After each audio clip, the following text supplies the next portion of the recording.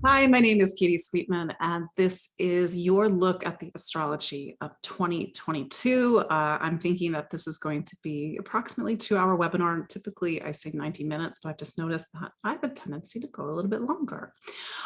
So my name again is Katie Sweetman. I'm with Empowering Astrology, empoweringastrology.com. I know many of you that are watching this webinar already know my work and you've participated on previous webinars. And today, as I record this, it's December 18th, 2021. So we are coming to the end of quite a year. I don't know how 2021 was for you all. Again, my name is Katie Sweetman. I'm an astrologer and psychic medium living here in the New York City area. I actually live in Jersey City, New Jersey, just right outside Manhattan. I created Empowering Astrology in 2010 to show people how astrology plus consciousness can help us live better, more soulful lives. Something that you've heard me say over and over again, perhaps, maybe you're new to my work, is that the astrology is 50%. You are the other 50%. Each and every one of us is going to experience the astrology of 2022 differently. Hang on, I just want to just make sure I'm not missing anybody in the, get my thought back. So you've heard me say the astrology is 50% and you're the other 50%, and we're all going to experience this differently. But there are these sort of common threads that we're all going to experience and integrate these experiences in our own way, depending on our own astrology, but also our consciousness, meaning our self-awareness, our ability to work with this energy, to grow and to transform through this energy. This is just the basic agenda for those that are maybe watching the replay and want to have a sense of structure. So we would do the introduction. As above, so below. So maybe this phrase is new to you, maybe it's not new to you, but it's a phrase that we hear often in astrology. This idea that whatever is happening in the heavens above is also happening below. I think it's important to start off with this point because you are the astrology is you. Even though I talk about that astrology is something that you inhabit, but there is this micro macro experience that's happening in 2020, all the time, not just 2022, but all throughout our lives. So when we sort of reflect back on 2021, we see how some of the seismic astrology has reflected both externally and internally in our lives. So shifting realities. I think as we go into 2022, it's very similar to what we've been experiencing throughout 2021, is that we are in the midst of shifting realities. Down looks up, up looks down. The things that we thought would never change perhaps are changing.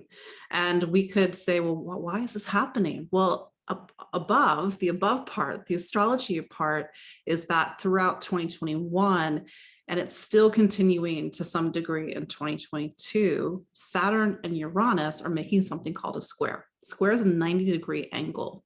So this is a little bit of a tangent. There's sort of this conventional wisdom in astrology that squares are bad. They're not bad. The square energy is about manifestation.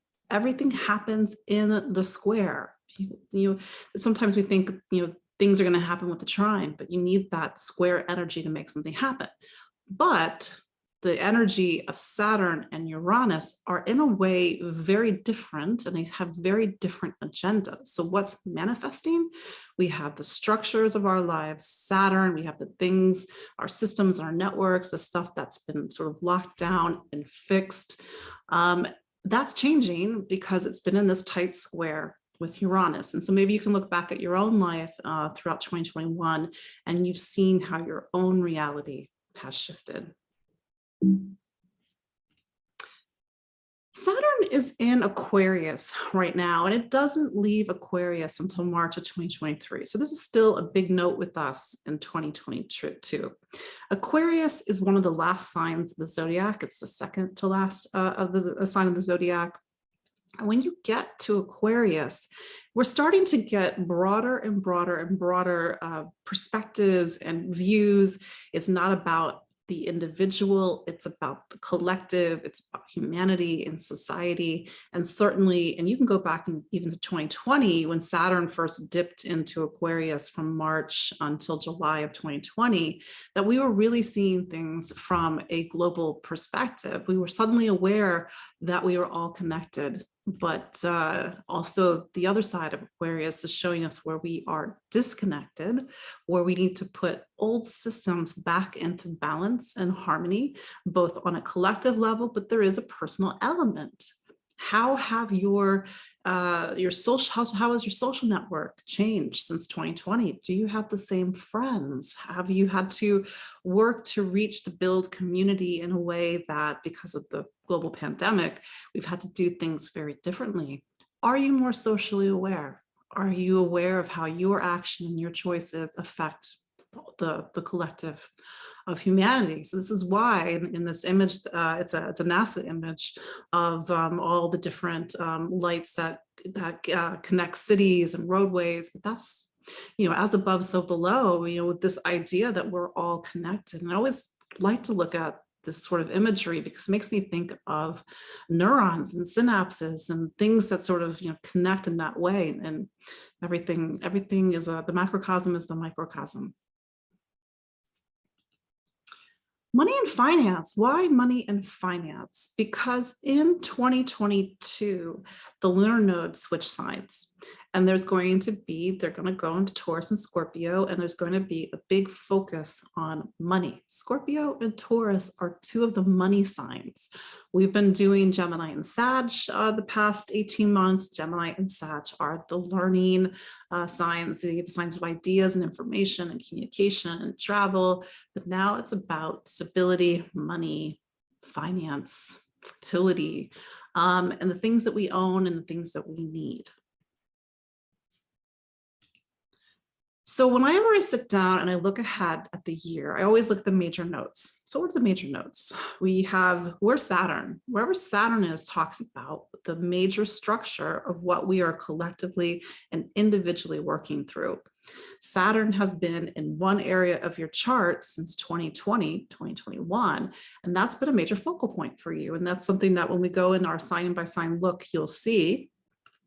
But then there's the nodes, and I alluded to this in the last slide. The lunar nodes switch signs. So where are the lunar nodes going? That's where the eclipses happen. The lunar nodes and the eclipses, they go hand in hand. The lunar nodes make eclipses happen. And then major planetary configurations. So in 2022, we don't have the exact Saturn-Uranus square that we had in 2021, but it's still, as we would say in astrology, it's still an orb. So that in a way is a major planetary configuration, but it's the dominant one. We're not going to see other planetary configurations until 2023. Again, the lunar nodes switch signs, and that is our marquee event. Everything else sort of is carrying over from 2020, 2021, but the lunar nodes changing signs in a way, but not in a way, and we'll get into this in just a moment, really show that there is going to be a shift in the story compared to 2020, 2021.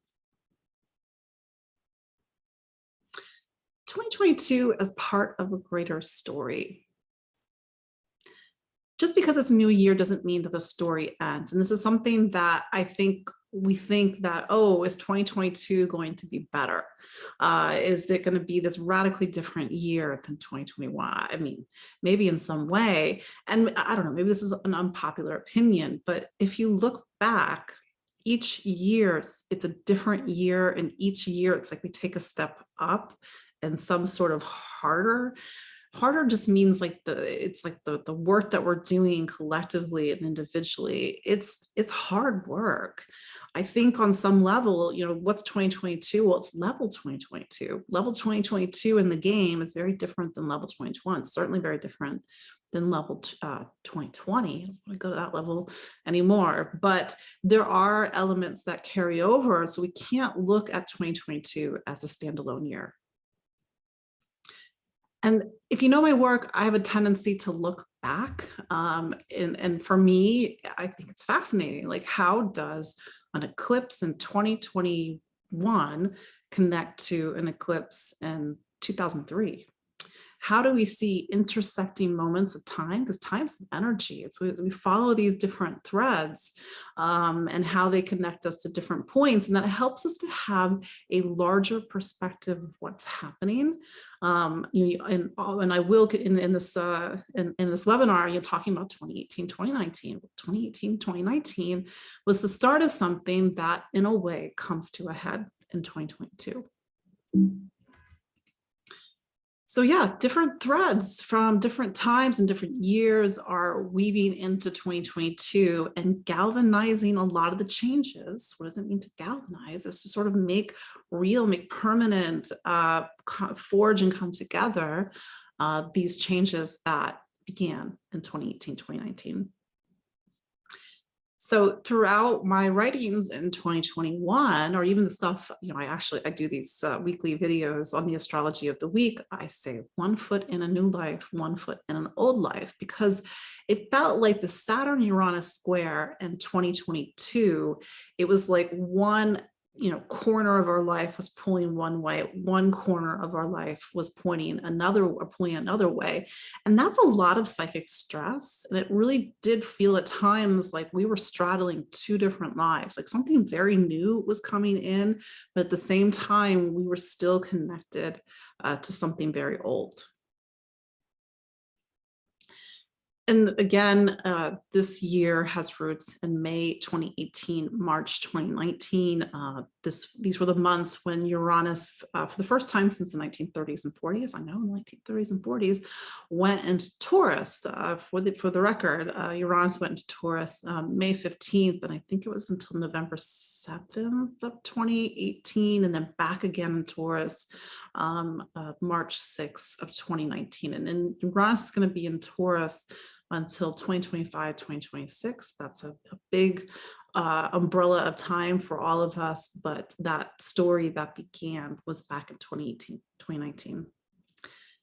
So something else, maybe if you've been paying attention to my work, and I said this at the end of 2019, I was like, look, folks, 2020, I'm a little concerned because we've got this planet, Saturn in Capricorn, meeting up with another planet, Pluto, and this only happens every 40 years, but the last time that actually happened in Capricorn was 1518.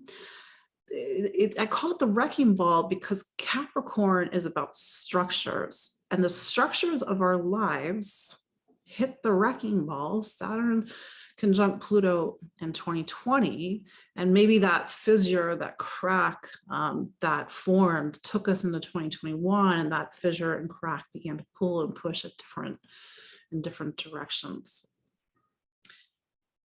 And this is macro astrology, but in January of 2008, 14 years ago next month, Pluto, for the first time since the 1760s and 70s, went into Capricorn. So it's 2008 and even 2009 was a massive shift for everybody, especially my cardinal signs of Aries, Libra, Capricorn, and Cancer. If you are those four signs, or if you have those four signs prominent in your chart, there's usually a very clear line of demarcation between 2008, 2009, and like whatever came before that. So in and I said this in a way already, 2022, the eclipses that we're having in Scorpio and Taurus, they have a connection to eclipses in 2003. Why? Because eclipses have a cycle of every 19 years approximately. And so every 19 years, they return to the same sign and they start to hit about, and sometimes exactly, the same degree.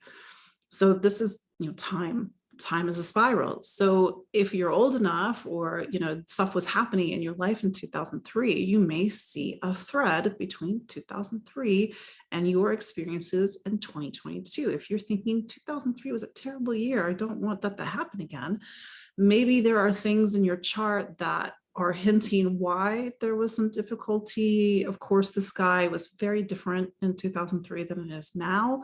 The outer planets are all in different places, for example. But hopefully you're wiser, you're navigating the changes more differently, and you're able to grow and evolve with these eclipses in 2022 in a very different way than you were able to in 2003. 2022 prepares us for the bigger changes of 2023. Why?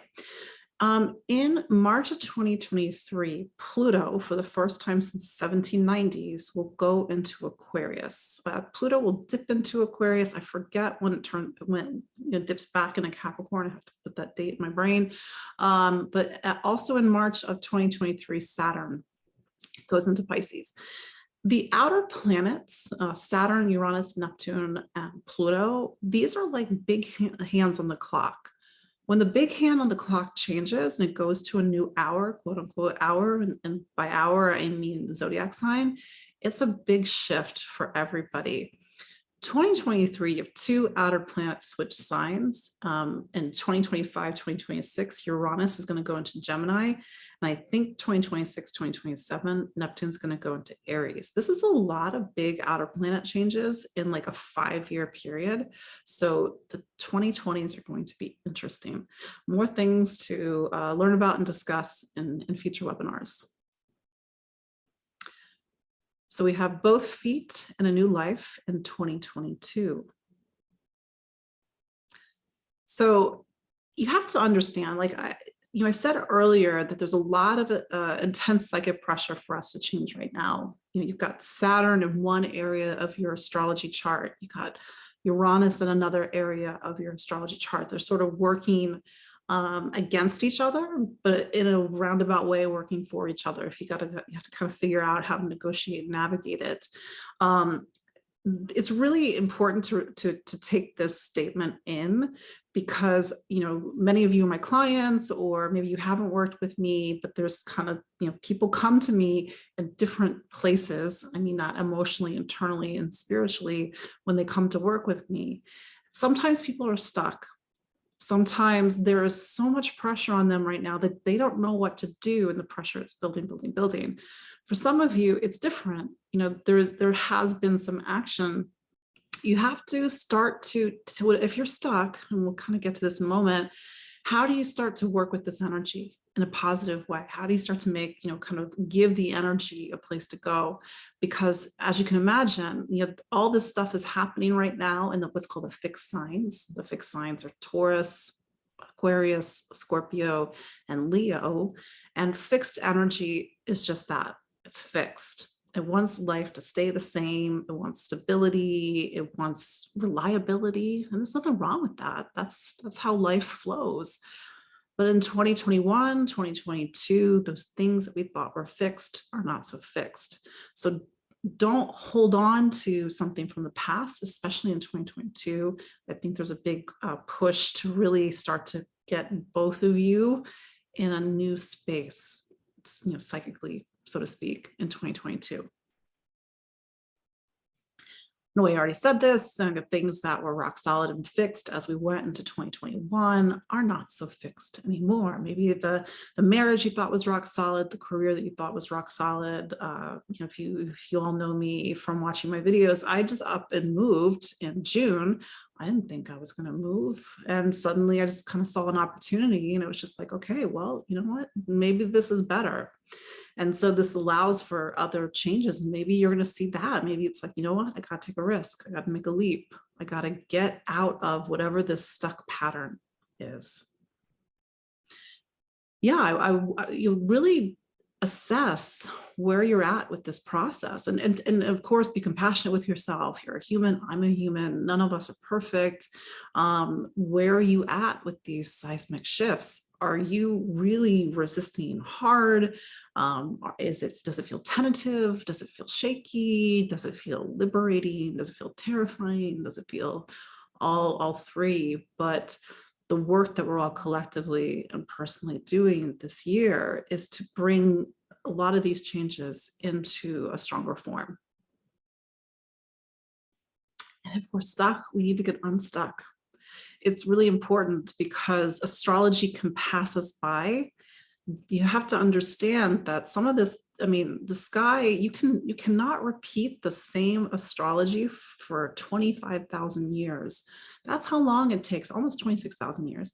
That's how long it takes for the sky to go back in the same place, so to speak. And you could argue that maybe not, because of supernovas and, you know, stars, you know, coming to the end of their life cycle. But there's a time has a feeling, it has a specificity to right now.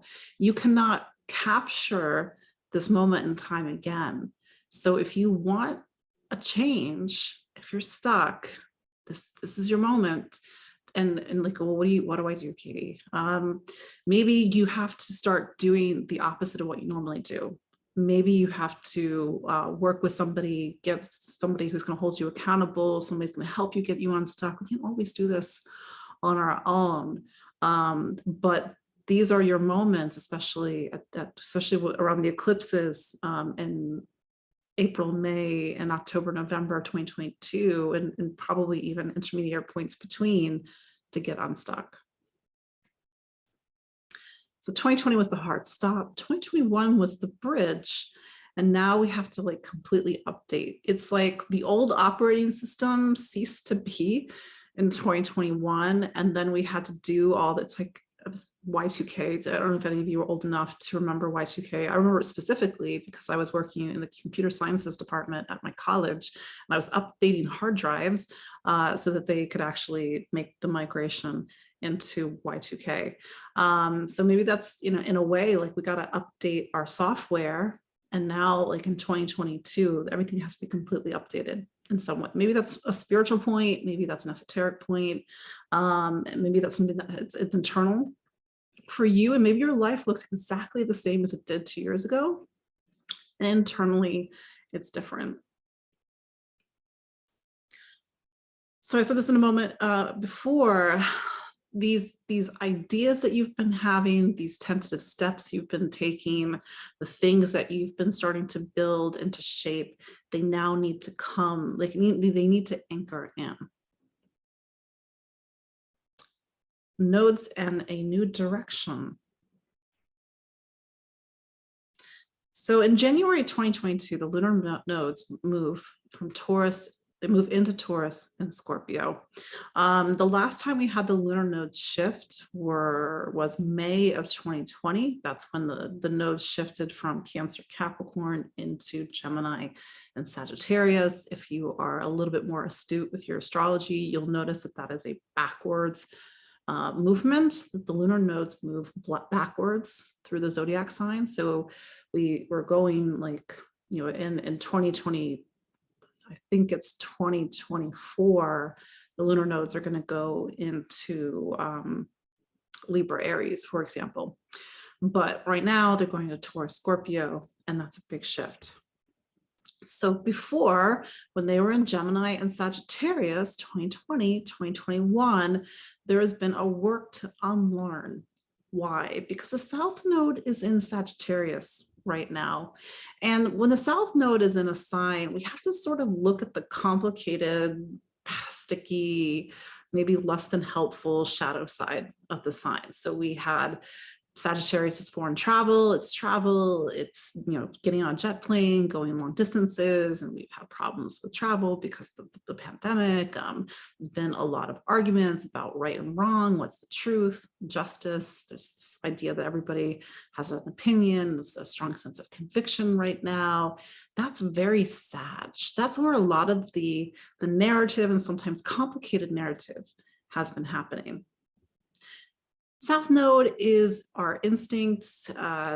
There's sort of, you sort of look at how our collective experience, it's like the nodes are a little bit like the background noise. It's like, where are we just naturally expressing the archetypes of astrology? So it's just been in Gemini and Sag. It's been about debates, communication, ideas, information, travel, education, but that south node can be a place where we can be stuck and we have to look at our personal, there should be personal and collective karma, while the south node is in a sign. So we've been looking at our personal and collective karma around Sagittarius since May of 2020. So here's the thing, the south node in January of 2022 goes into Scorpio. And this is just real talk. Scorpio is not an easy place. It's a sign that its function archetypically in astrology is to get us to transform emotionally, spiritually. It is a deeply psychological sign. It's about power and control, and it makes us face ourselves. So where is now the complicated dialogue happening? It's going to be happening in Scorpio all throughout 2022 and into 2023, because the nodes are going to be in Scorpio, Taurus for 18 months. So where are we doing our collective work, our shadow work, and digging into our fears and vulnerabilities and through the sign of Scorpio? Scorpio is the archetype of death and rebirth, intimacy, vulnerability, sex, and power. Scorpio is the underworld. It's like the entirety of the zodiac is representative of everything that happens in life: birth, marriage, career, death, rebirth, transformation. So Scorpio is that sign. It's a very powerful sign. It's a water sign. It's the sense of emotions, the psyche, intimacy. These are things that are going to be very highlighted collectively for the next 18 months.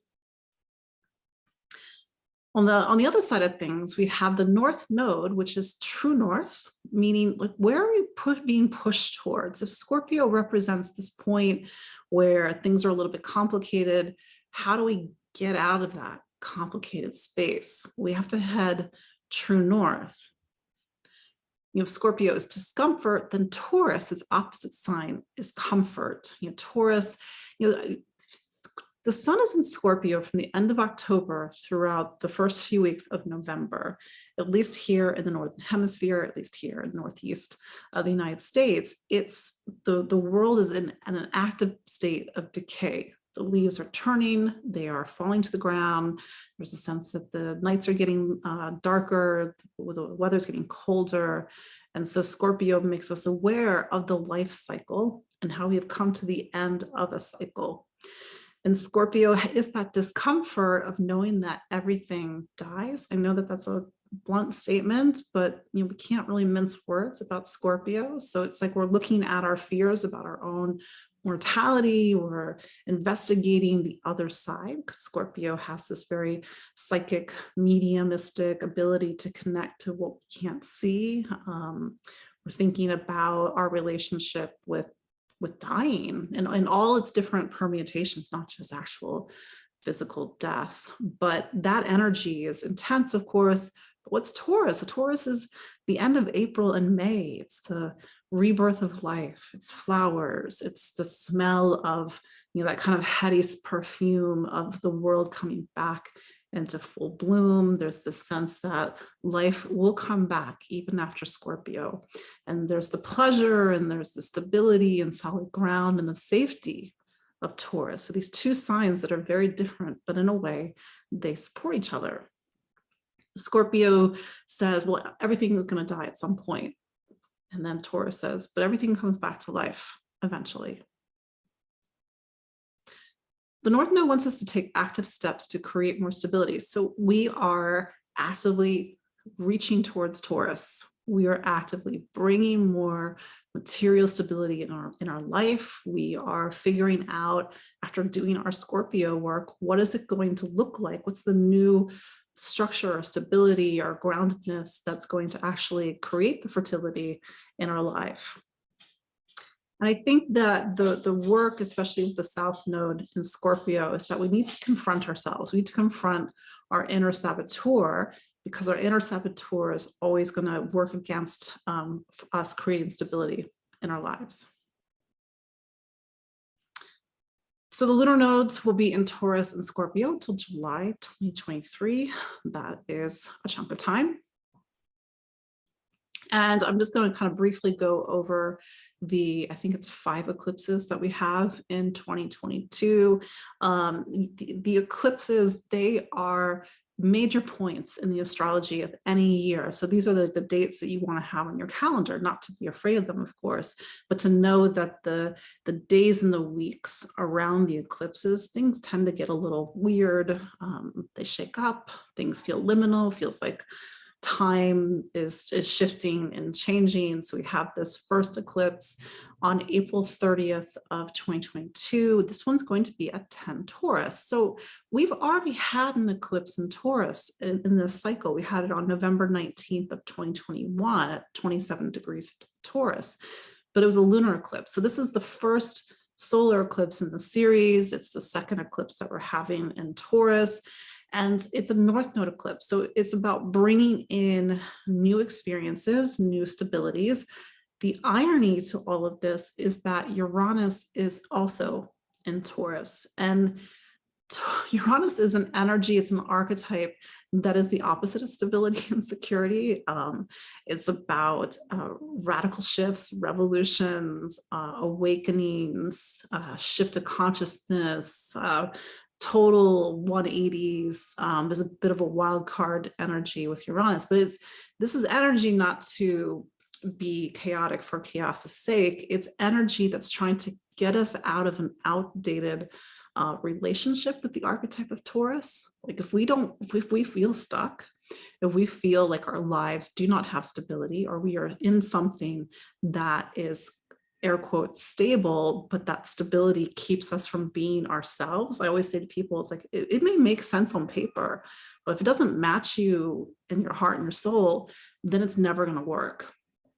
So there's a sense of like whatever changes that we have been making or have been happening around us since May of 2018, March of 2019, that story is going to come forward again. And the idea is that this point, 2022 is 18, 19, 20, 21, 22, that's almost 5 years. That's crazy.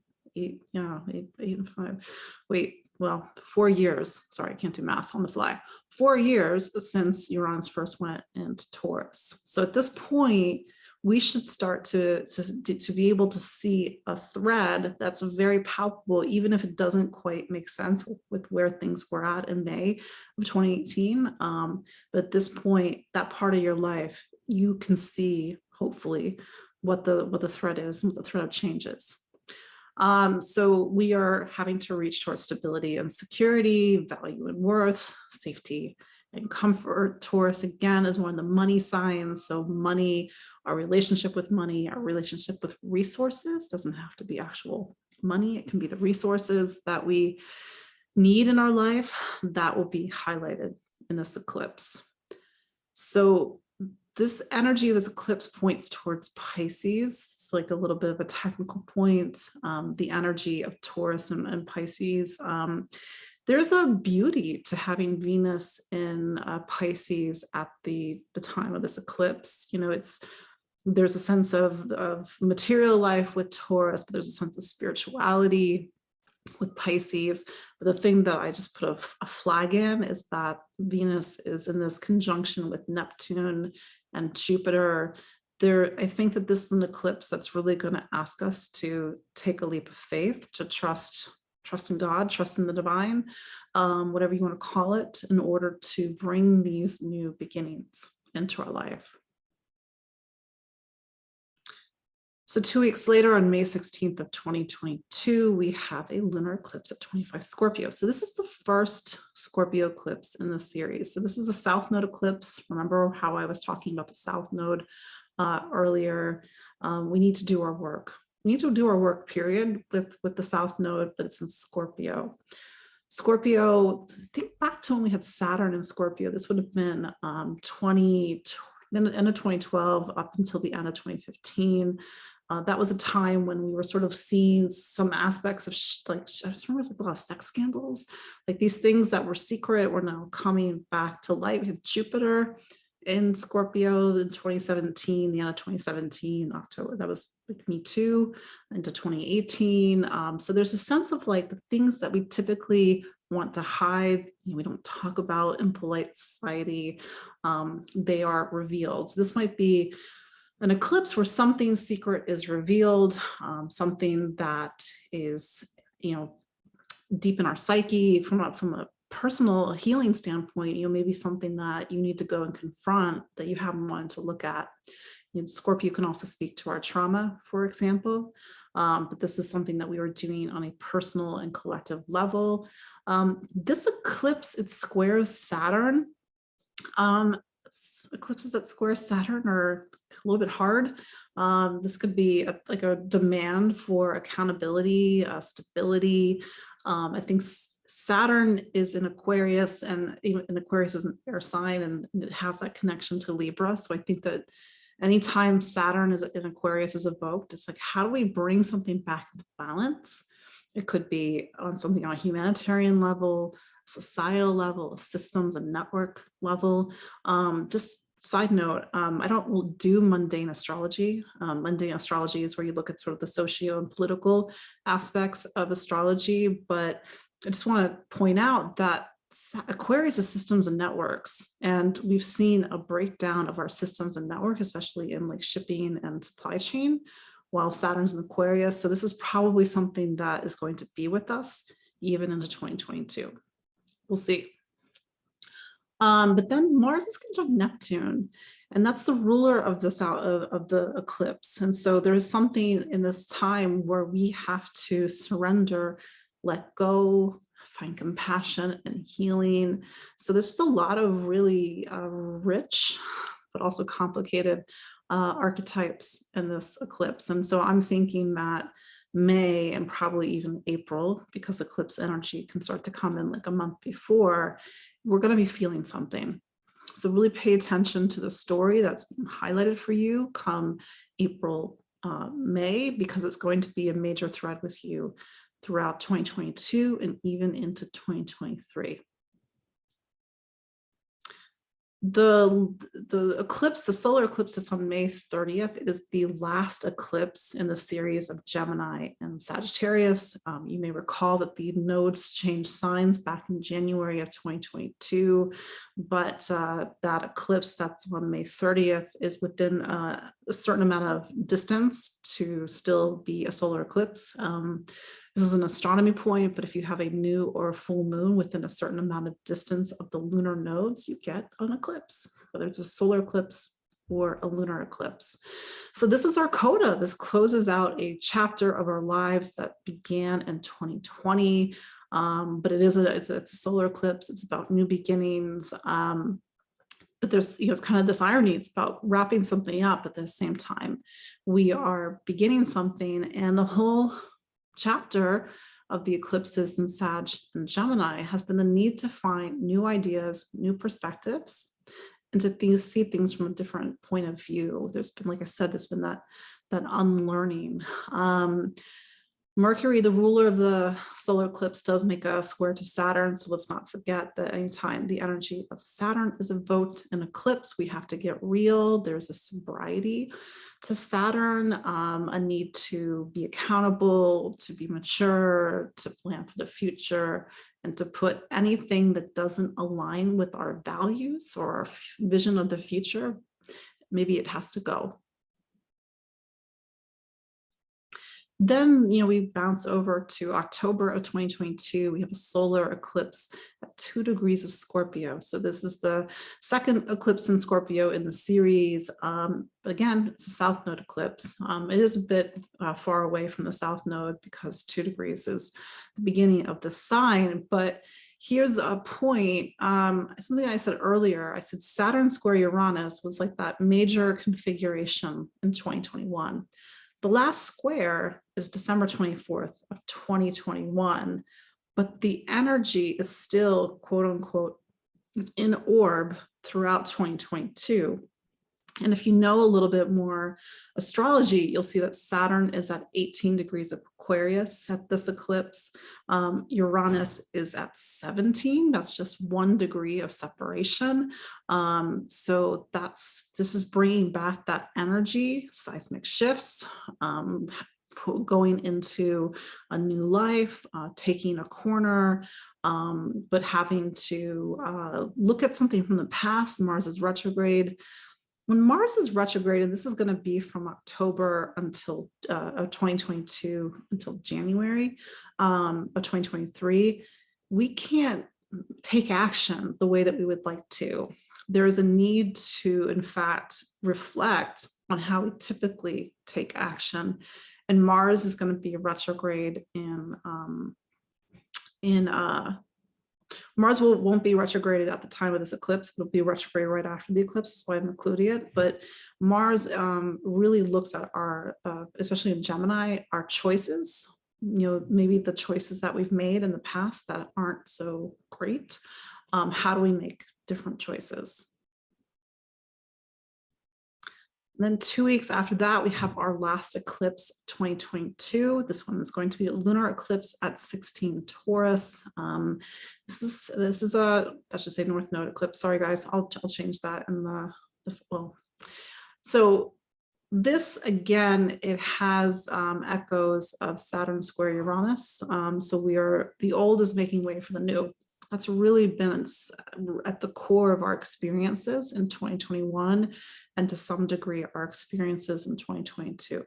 The old has to make way for the new. There's the energy, the outer planets, especially Uranus, Neptune, and Pluto, they're non-negotiable.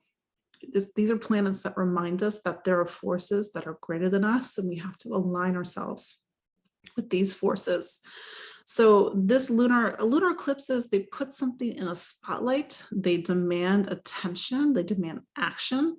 We can't quite take action the way that we would normally would because Mars is retrograde at the time, but lunar eclipses can create a sense of urgency with them. So there is this sort of urgent need to create safety and stability, to head towards something new, to leave behind the past, but also, because the sun is in Scorpio, to look at something on a deep psychological level. Our motives are both our motives that are subconscious and unconscious and even conscious motives, and how our motives are maybe working against us, working against our stability and security. But this is the eclipses in particular on October and November 2022 are probably going to be big turning points for the fixed signs. My Tauruses, my Scorpios, my Leos, and my Aquariuses. And we have the last leg of Pluto in Capricorn. Cannot forget about Pluto and Capricorn. And it's a little bit of a subtle point to make, because Pluto, it's not the driving narrative for 2022, but it is going to be the driving narrative in 2023. Pluto, after 14 years, reaches as far as 28 degrees of Capricorn. It will retrograde. It will go back to 26. That's correct. Yeah. And then it will, in 2023, in March 2023, it'll make its first entry into Aquarius. So, fun fact, Pluto's in Capricorn every 200 years. Pluto was last in Capricorn from the 1760s and the 1770s. So Capricorn is one of the last signs of the zodiac. It goes Capricorn, Aquarius, Pisces. But Capricorn is about the structure of our lives, both it's matter and manifestation. It's our power structures. It's the buildings. It's the physicality of life, but it's also the physicality of life on a little bit more of a metaphoric level. Government, the structure of government and power, but also on a personal level, the things that we build our life around. So here came Pluto and Capricorn, as I said earlier, in January 2008. And there's been a very particular part of our life, wherever Capricorn is in our astrology. Don't forget, you are all of the 12 zodiac signs, not just your sun sign. That part of your life has been torn down, it's been rebuilt, it's been gutted, it's probably been torn down and rebuilt successively, because that's just Pluto has been such a long process. And we've all been looking at the shadow side of Capricorn, the dark side of power, the dark side of matter and manifestation, the not so helpful side of our our governments and whatnot, but this has been our collective and personal work since 2008. Yeah, and if you are like, oh yeah, 2008, there was a financial crash. Like, yes, because Pluto went to Capricorn, and we saw that big shift in money and matter and manifestation in 2008. So here we are. We are at the end of this long story, and when any planet gets to the end of a sign, it's not until 2023 that it gets to 29 degrees. There's a sense that we are wrapping up a story. You know, something that I say to clients, it's like there's one area of your life, it's like a room in your house that's been a construction zone since 2008. At this point, you know, as you've got renovated that room, you know, you can see the, you know, the light switches work. You can see there's walls, there's counters, you know, there's something to show for all this work. And even if you were born at the end of a cardinal sign, my Cancers and my Capricorns in particular, if you're born right before Aquarius, you're born right before Leo, you're feeling that right now, but this has been 14 years in the making. So Pluto will get as far as 28 degrees in April 29th of 2022.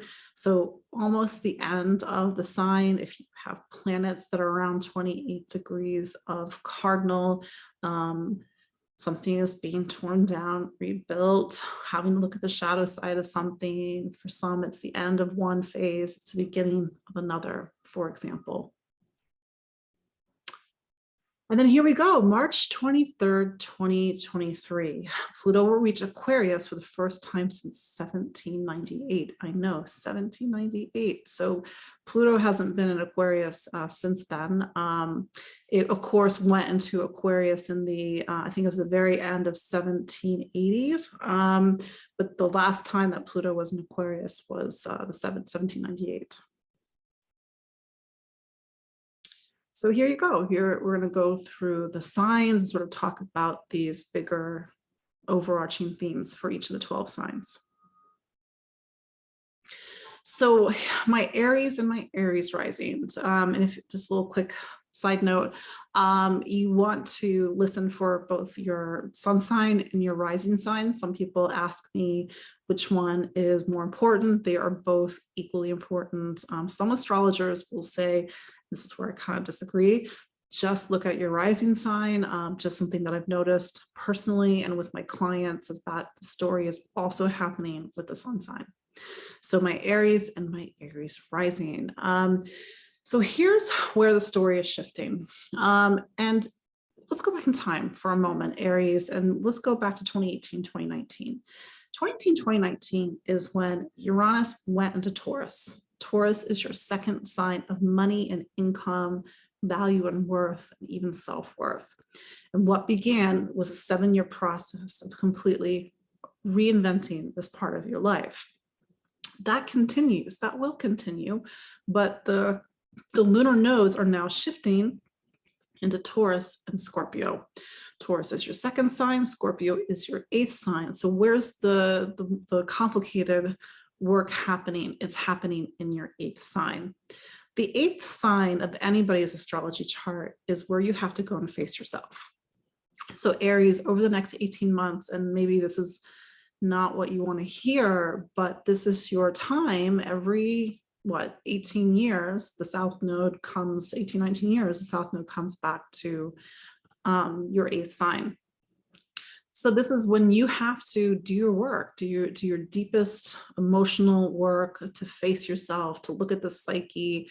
Anytime life leads you into the 8th room through the called the 8th room, 8th sign, you want to make sure you have support, work with a counselor, work with a therapist, because a lot of deep emotions typically come up, the things that maybe you haven't wanted to look at, maybe old traumas. I know this is a little bit of heavy subject matter, but I have to sort of do my due diligence to the 8th.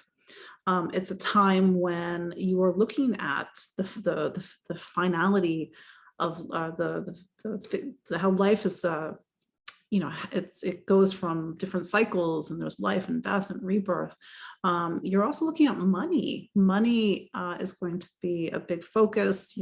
Taurus is one of your money signs. Taurus talks about your money. What do you value? What do you spend your money on? What do you need? What do you gather? Scorpio talks about money on a larger level. It's finance, it's your assets, it's certainly the assets that you share with a partner, it's estate planning. I know estate planning is not very glamorous, but it's your eighth, estate planning, insurance, benefits, it's other people's money, it's wealth, but it's also debt. So you, Aries, if there's a debt problem, you really want to make sure that you use to take action to work on that the best that you can, of course, because the lunar nodes are really going to look at your relationship with money and value and worth. And maybe because Uranus is in your second, you are really shifting what you think you're worth. And sometimes when you realize that everybody's truly invaluable, but sometimes we're afraid to ask for what we're worth, or to set a price on something, a service that we do, or ask for the salary that we need in our professional life. And so you're really working hard to build assets, to create wealth for yourself and to create more stability, but also looking at where there is instability in your life. And this can be on a physical level, this can be on an internal level, of course. Saturn, on the other hand, it's over in Aquarius. Aquarius is your 11th sign. So there is this continued work. Saturn will be in Aquarius for the rest of 2022 and the first few months of 2023. You have to take friendship and social connections seriously. Maybe the friends that you had at the beginning of 2020 are not the friends that you have right now. Saturn is very much a long game planet, but it's also a quality over quantity planet. So the people that are in your life, they have to be rock solid at this point. Saturn is still pushing you to make connection. I realize right now, especially just the nature of the pandemic and what we've been going through, there's been a lot of disconnections, and maybe that's an energy that you're also very aware of. Where are you disconnected? Where do you need to become more connected? But Saturn is also trying to get you to look towards the future. The idea for you, Aries, is that 2018, 2019, and 2020 were a time when it was about your career and really building your career, setting it up, defining your place in the world. And then there's sort of this what's next energy with Saturn in your 11th, but really take the concerted effort or steps that you need to take in order to build more social connection. The best that you can right now, best that anybody can right now, Aries, because my mantra, my philosophy is just do what Saturn wants. Life's a lot easier. So join a group, be the leader of the group, try to work on and repair old friendships, try to make new friends, for example, and weed out toxic friendships that are just not working. But there is a sense of like this, because the interplay between Saturn and Uranus and the nodes, what's your value in the world? Does your community value you? Do your friends value you? Does that need a shift? Do you need to do some work? So that's where a lot of the tension is happening this year. So work on money, create material stability for yourself, Aries, but know that material stability and security have to come from a very different place. This has been a huge shift since 2018. It's like you can't keep earning money in the way that you've been earning money. And in fact, some of you have been made a change in your professional life. But whatever you are doing in the world, it has to really come from the right place, at least for this time in your life.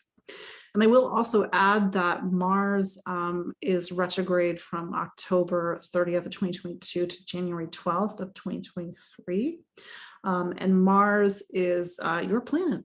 So whenever Mars does something, it turns retrograde, it's in a major configuration, it's in a certain part of the sky, it talks a lot about the ebb and the flow and the narrative of your life. So Mars turning retrograde, this doesn't happen very often. It happens every 2 years. We last had a retrograde in 2020, for example. I think it was the summer of 2020. But Mars, your planet, is going to spend 6 months in Gemini. That's a long time in Gemini. And Gemini is your sign of voice and communication, ideas, information, movement, learning.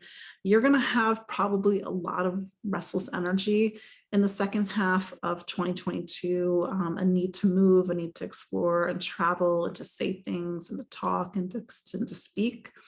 But when Mars turns retrograde in October, really at the end of October going to November, you need to you can't be impulsive with Mars retrograde. You can't just say what you want to say. You can't just, whatever words leave your mouth, for example.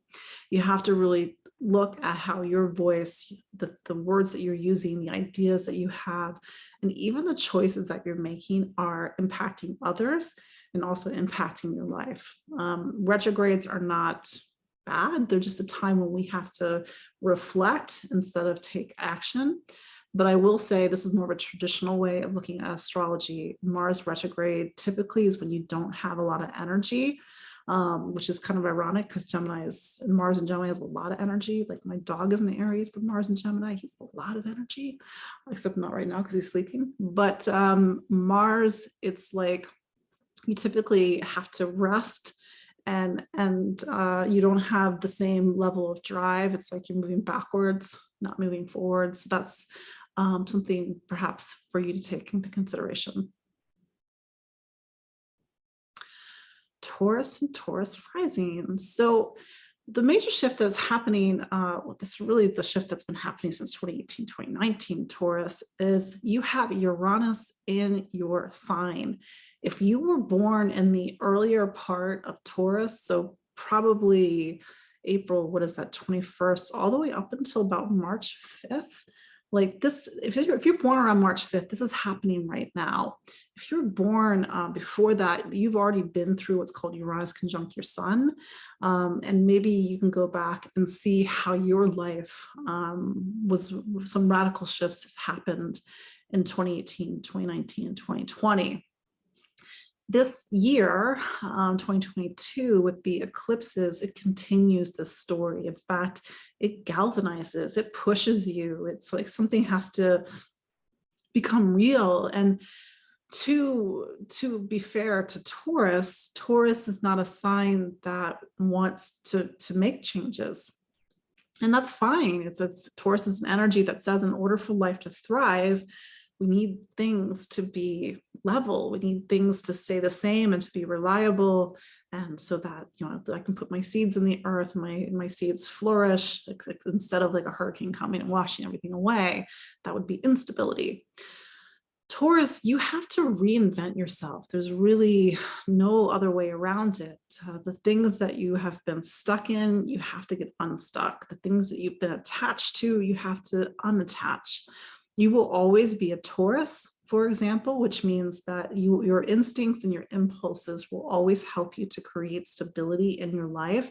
You just can't do it in the way that you've been doing throughout the course of your life, if not the last few years.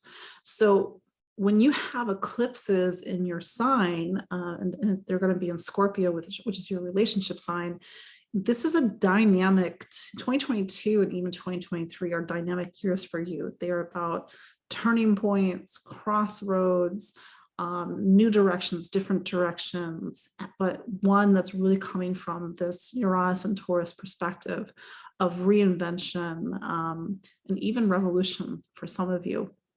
I just know a lot of my Tauruses in my life, their lives look very different than they did a few years ago. Maybe that's a blanket statement, but I believe in like the positive power of Uranus, meaning it's just trying to get you out of your own way, because Taurus will be the last person to make the change, and Uranus is like, come on, let's go.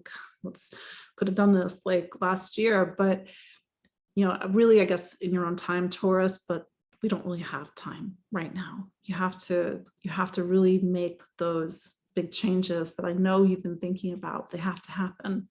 So yeah, you can no longer play it safe. Saturn is over in what's called your career sign. Aquarius is your career sign. So you are continuing this story of working and shaping and building your professional life, having a stronger sense of reputation, responsibility.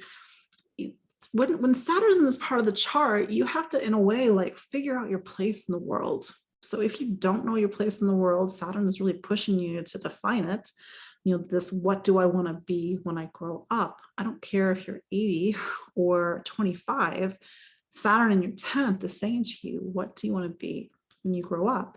If you are doing what you want to do, then this is a time to make it solid, to reinvent things that aren't working, to hit professional milestones, and even personal milestones. You know, Saturn, you know, a marriage or the birth of a child is as much of a career transit, and I put that in air quotes, than it is, you know, anything else. It's like your title after your name changes, your role in the world changes. You're now a parent, you're now a spouse, for example. So this could be 2022, a milestone year for you. What's a milestone? Meaning when your life ends and it flashes before your eyes, you remember the big things, not the little things, the big things. So this could be a milestone year.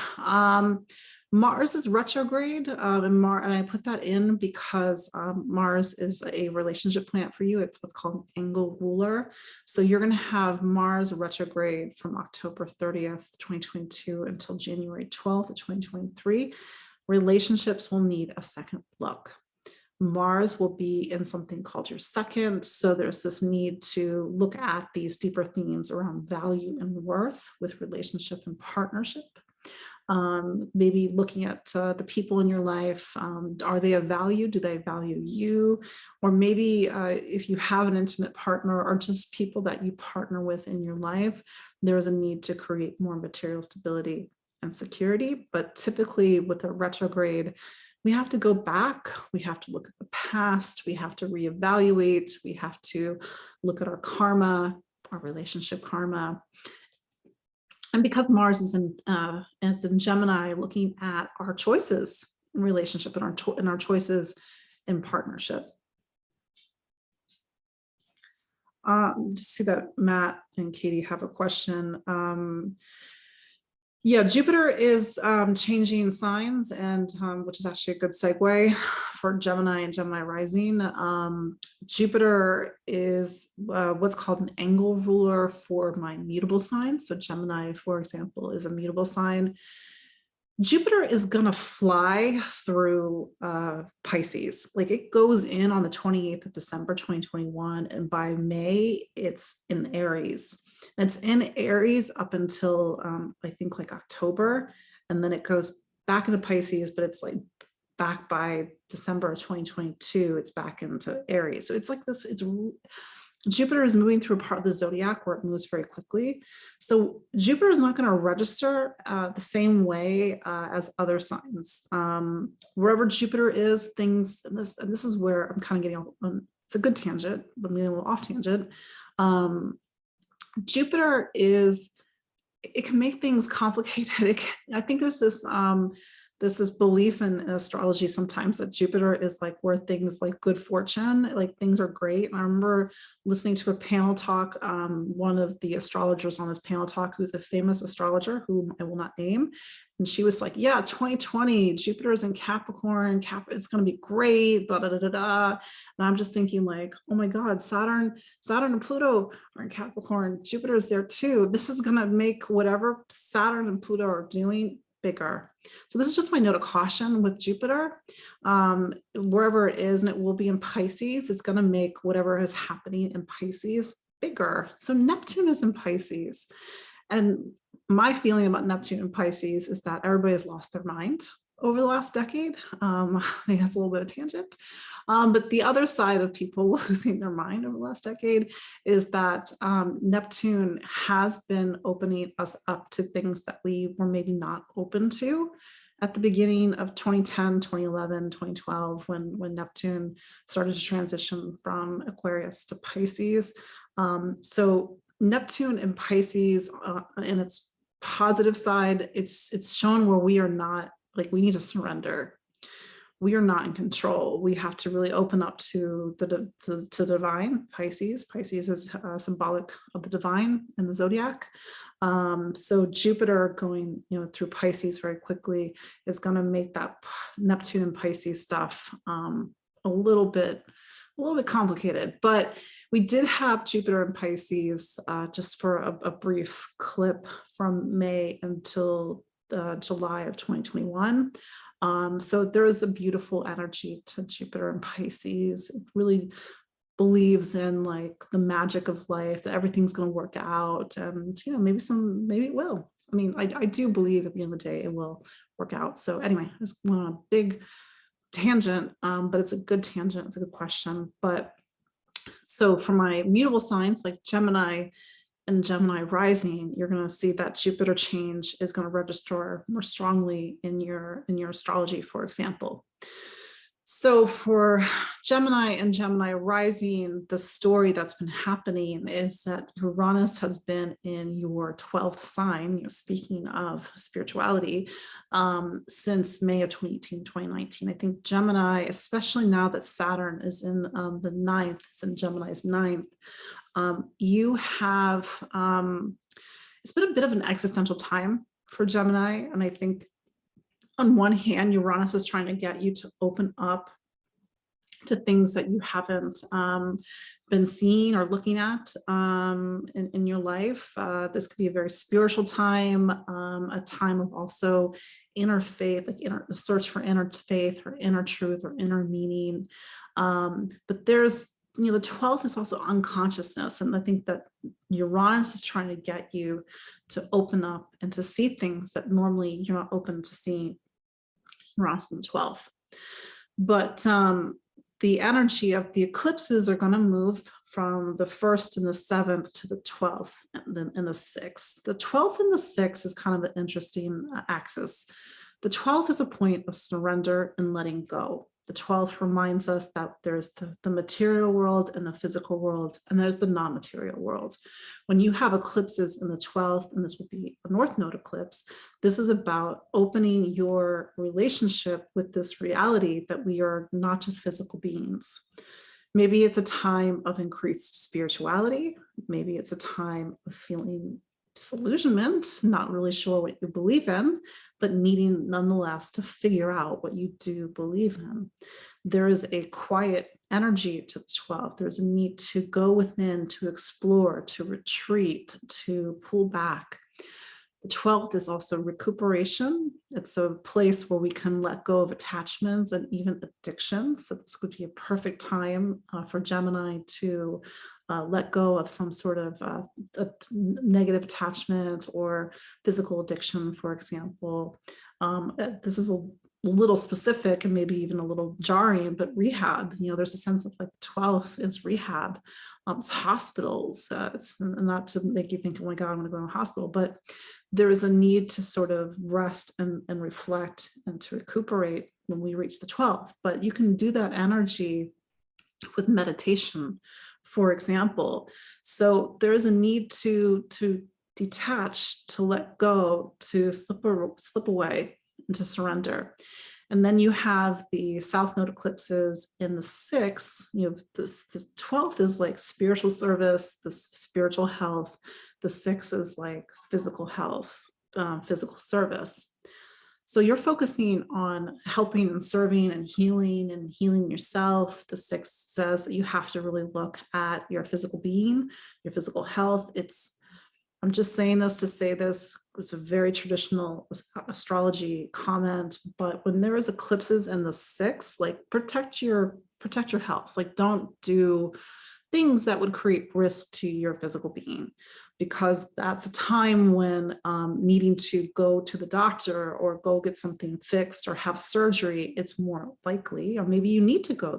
You've been waiting for the right moment, for example. But really prioritize your physical health. but also prioritize your spiritual health as well, and really try to find the balance point between the two. And maybe the balance point is, Saturn is in your ninth. So this continued awakening to deeper truth and meaning. And whenever Saturn reaches the ninth, like, we have to figure out what we believe in, even if it's nothing at all. There's a need to have a strong sense of philosophy, a point of view, to look outward into the world and to educate ourselves. The ninth is also a place of travel and exploration. I realize travel and exploration is a little bit weird at the moment, but nonetheless, this is a time when you want to get out into the world in whatever way is relevant to you. So there's sort of this thing that's happening between the 12th and the 9th, and the 12th is like, I believe this because I've visited that place, I read the book, somebody told me this is true. But the 12th is, I know it's true because I feel it. So you've got to sort of find the balance point between these two things. And I think that there's that South Node eclipse in the 6th. The 6th is so much about real world life, day to day, needing to make changes in your habits, needing to make changes in your day-to-day life, organize things differently, work differently. But if you are seeing like a shift in your faith and how you see things and what you believe in, how does that manifest in the real world? For example, like, do you need to change your diet because you suddenly see things differently, or change your work because you realize that maybe something that you were doing previously is just not in alignment with something on a deeper level with you? I think this is also coming out of a hard time for Gemini. This goes back more, 2018, 2019, 2020. And I think at this point, it's like, after everything that you've been through, Gemini, what do you believe in? What do you stand for?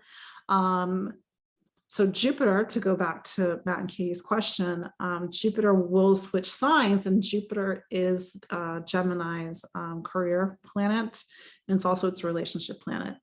And Jupiter will go into Gemini's career sign. Yeah, that's correct. So Jupiter, for the first half of 2020, is pretty much giving Gemini a career boost. Wherever Jupiter is, things can work out, things can open, there can be new opportunities. It's a lot easier than Saturn, but this is my word of caution with Jupiter, is that it can make an existing situation a little bit more complicated.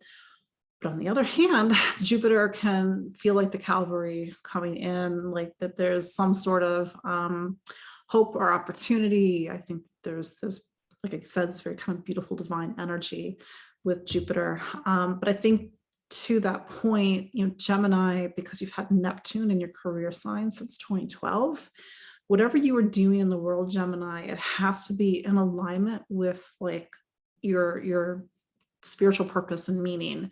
You can't just clock in, clock out, get a paycheck and expect everything to be okay, because Neptune doesn't work that way. So Jupiter is going to meet up with Neptune. I think they met up with Neptune in 12 years ago. So this would have been like 2010, if I'm doing my astrology right. So maybe Gemini look back to what was going on in 2010, but you have to sort of make sure that your professional life and your ambitions and your goals are in alignment with some sort of deeper spirituality inside of you. It's got to be basically soul aligned, for example.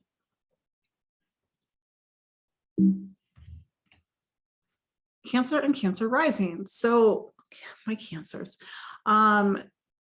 Uranus has been in your 11th. So this has been a story since 2018, 2019, where your relationship with community, with friends, your social network, society, social causes, social awareness has had to radically shift. Maybe the friends that you've had in 2018, 2019 is not the friends that you have now, or maybe friendships have come in that have had this Uranian energy. They've meant to open your eyes, they've meant to shake you awake and shift your consciousness. So that is a continued story, but now we have the eclipses there. So there's going to be this major shift, bringing in new groups, new connections, allies, community, looking towards the future, trying to find your place in the world. And also, of course, this broader social connection. But the other side of thing is that you have the South Node now in the 5th. And that means that there's some dynamic that's happening between the sense of self and identity and individuality versus your connection to the collective whole. To have a South Node eclipse, there's the examination of the self, maybe the times when you self-sabotage, you go against yourself, you don't value your talents, gifts, and abilities. I will say that anytime there's an eclipse in the 5th, this is just classic astrology in case this is irrelevant to you. Maybe there's a pregnancy, for example, there's a focus on children. That's not, of course, not going to be relevant to everybody, but just wanted to add that in case it is. But here's the thing, and this is why I said, oh, Cancer. So Cancer, you have Saturn in your 8th sign. So this is, I call it going into the 8th room. Your astrology, it's a structure, even though it looks like something really abstract, but it's something that you live in and you inhabit. And life periodically, and in your case, Cancer, every 30 years, life will lead you into the 8th. This is when you have to face yourselves. You have to do the deepest work. You cannot avoid your emotions. You cannot avoid your problematic emotions, and you cannot avoid the memories and even the traumas that you've been holding on to. This has been since 2020. It's been really since 2021. 2022 represents that last big stretch of Saturn through your 8th. Again, always do what Saturn wants. Life's a lot easier. Work with a counselor, work with a therapist, work with somebody that's going to help be a positive support and mentor through this process. I just believe that we can't do the 8th room by ourselves because you're traveling your underworld. It's a bit solitary and even potentially emotionally brutal to do that alone. We all need help.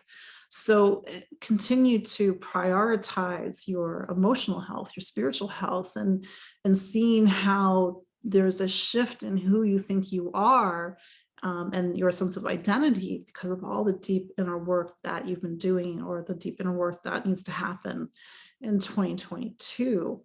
But there is this sort of sense of like, what is your place in the world? Are you safe? Can you be yourself in the world? Do people value your talents, gifts, and abilities? This kind of this T-square energy that's happening. But there is a continued focus on money and income and assets and wealth and debt. Saturn through the 8th, so taxes, insurance, benefits, estates. I know that's not, again, very glamorous, but Saturn right now wants to make sure that your finances are tip top. If you have an intimate partner, if you're married, if you share assets with somebody else, how is that area tip top as well? But there's just a lot of deep emotional healing and transformation that needs to happen for Cancer. I think to an earlier point about Pluto, Pluto is coming to the end of its time in Capricorn. Capricorn is what's called your your 7th sign. So you're coming to the end of a time when you've had to really work on, over 14, 15 years, work on relationships. And maybe relationships look very different than they do now than they did in 2008, for example. But it's the thing about Cancer. It has an emotional connection to, it's like Taurus. It has an emotional connection, not a physical connection, but emotional connection to things staying the same. And I think that's what's been really hard, is that Cancer has had to shift. Things have had to change. And I think that the potential positivity of these eclipses is that it's really launching you out of yourself, maybe even the less helpful aspects of yourself, and really pushing you towards a future and a very different future, and hopefully a very supportive future. Mars is going to be retrograde, and Mars is a what's called an angular planet for you, angular ruler for you. It's your career planet. So Mars is going to be retrograde in your 12th. Mars is going to actually spend 6 months in your 12th house. It's kind of picks up on a lot of the these themes about emotional and spiritual healing that we've been talking about in this, this time talking about Cancer and Cancer rising. So detachment, letting go, surrender, maybe the things that you felt really connected to because that gave you a sense of status, a sense of place in the world. Maybe that has to shift and change. Maybe you are letting go of an old aspect of your professional life and career, making way for something new. But that's a really long time for Saturn to be in the 12th. Sorry, not Saturn, for Mars to be in the 12th. And Mars in the 12th, anytime a planet goes to the 12th, it's not about what we want. It's about aligning that planet with the needs of the divine. And I know that's a big statement, but I think there's something to be said about a lot of the deeper work that's happening in Cancer. And how do you, at the end of the day, align yourself to a greater plan for yourself, a greater vision for yourself. And maybe that's something that looks very different than you thought your life was going to look like. But there has to be a leap of faith that whatever wants to come in is something better. Leo and Leo rising. So Leo, you are a fixed sign, just like Taurus, Scorpio, and Aquarius. And as you probably know at this point, your life is not so fixed at the moment. You're in the midst of a seismic change. Really 2021, 2022 galvanizes a lot of the changes that have already been in place since 2018, 2019. For you, Leo, that major story in your life has been about your career.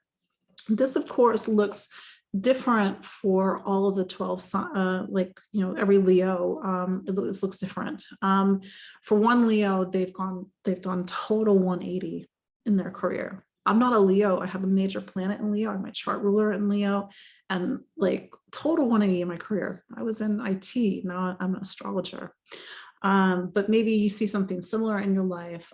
Maybe there is something that you've been contemplating and it hasn't quite happened, but maybe 2022, if you're sort of either it's being forced to happen or you are taking the steps yourself. But this is a time for you to reinvent your place in the world, to reinvent the title after your name, what you think is an ambition, for example. For another Leo, this may mean that you've been on your path, you've been doing exactly what you came here to do, or playing the role of exactly the role that you need to play in the world, for example. And now it's time to get out of your own way. It's time to make things bigger. It's time to have a breakthrough, have breakout. And this is when you can see really sudden positive changes in somebody's professional life, because now they're finally getting the recognition for all the things that they've been doing. But if you're a Leo, really think about your professional life. Where is it stagnant? Where are you stuck? Where do you see a need for change? And where do you see an opening, for example? So with the eclipses in Taurus and Scorpio, this is about bringing something into your professional life. It's about new job opportunities. If you are stuck, then hopefully these eclipses will get you unstuck. If you're not sure, you just know something has to change, but you're not sure what, then these eclipses could really be coincide with the things that come into your life that give you a sense of what you actually do want to do in the world. Get my thought back. So really think about your professional life, Leo. The other side of these eclipses, it's your fourth. The fourth in anybody's astrological chart is about home and family, its roots and foundation. So this is about, your home environment, your family, or the people who are like family, but it's also on a more esoteric level. It's what connects you to this incarnation. It's like being here in this life. So to have an eclipse there, very classic astrology, is that there's a change in the household. Somebody moves in, somebody moves out. There is a move. family, parents, they demand attention. You have to navigate, negotiate. If you have aging parents or elderly parents, maybe for some Leos, you have to really focus on an aging or elderly parent, for example. But that said, the 10th and the 4th, they're like the backbone of the chart. And there's a sense of like, what is really supporting and navigating your life right now. To have eclipses in the 4th is also on another level. You need to make sure that you're getting your emotional needs met. You need to make sure that you feel safe, that you have that intimacy and vulnerability with the people in your life that are truly a support to you. This doesn't have to be family, but it certainly can be people who are like family, for example. But Leo, you may feel like you're at a crossroads. You may feel like your career is taking off, or your career is launching you in a new direction, or you have to really start to do something in the world or be in a role in the world that actually is expressive of who you are. That's the thing with Uranus energy, is that we have to be authentic, as overused as that word is. You have to be you, Leo. If you have been doing a profession, like a role or a career that is somebody's expectation of you and it's not you, well, here come the eclipses, for example. And this is why, you're really feeling the push and the pull between these two halves and two different parts of your life this year. But 2022 Leo is like, it's gotta go to the next level. It's gotta take you to the next stage of this evolution. Saturn is in your relationship sign. This is it's a huge time in your life to really focus on other people. For some Leos, this has been the start of a major relationship in your life. For other Leos, it's been about milestones between you and a partner, you and a spouse, for example. Could be people move in, they start a life together, somebody gets married. For other Leos, it's a need to really focus on this part of your life and maybe actually bring in more people, not just romantic partnership. The 7th, which is where Saturn is for you right now, always reminds us that we can't do things alone. And when we try to do things alone, that's when life becomes very unbalanced. So it's like, how do you reach out to other people? How do you forge connection? How do you create relationship? And then for some people, how do you create a serious partnership in your life? But Saturn is a long game planet. It's a planet that doesn't like instability. It doesn't like things that are toxic. So Saturn wants you to really cut out the relationships that are not supporting and creating balance and harmony in your life. Mars is turning retrograde. Mars is an angular planet or angular ruler for you. It rules your 4th. So there is a time, that Mars retrograde, when it really is about family and home.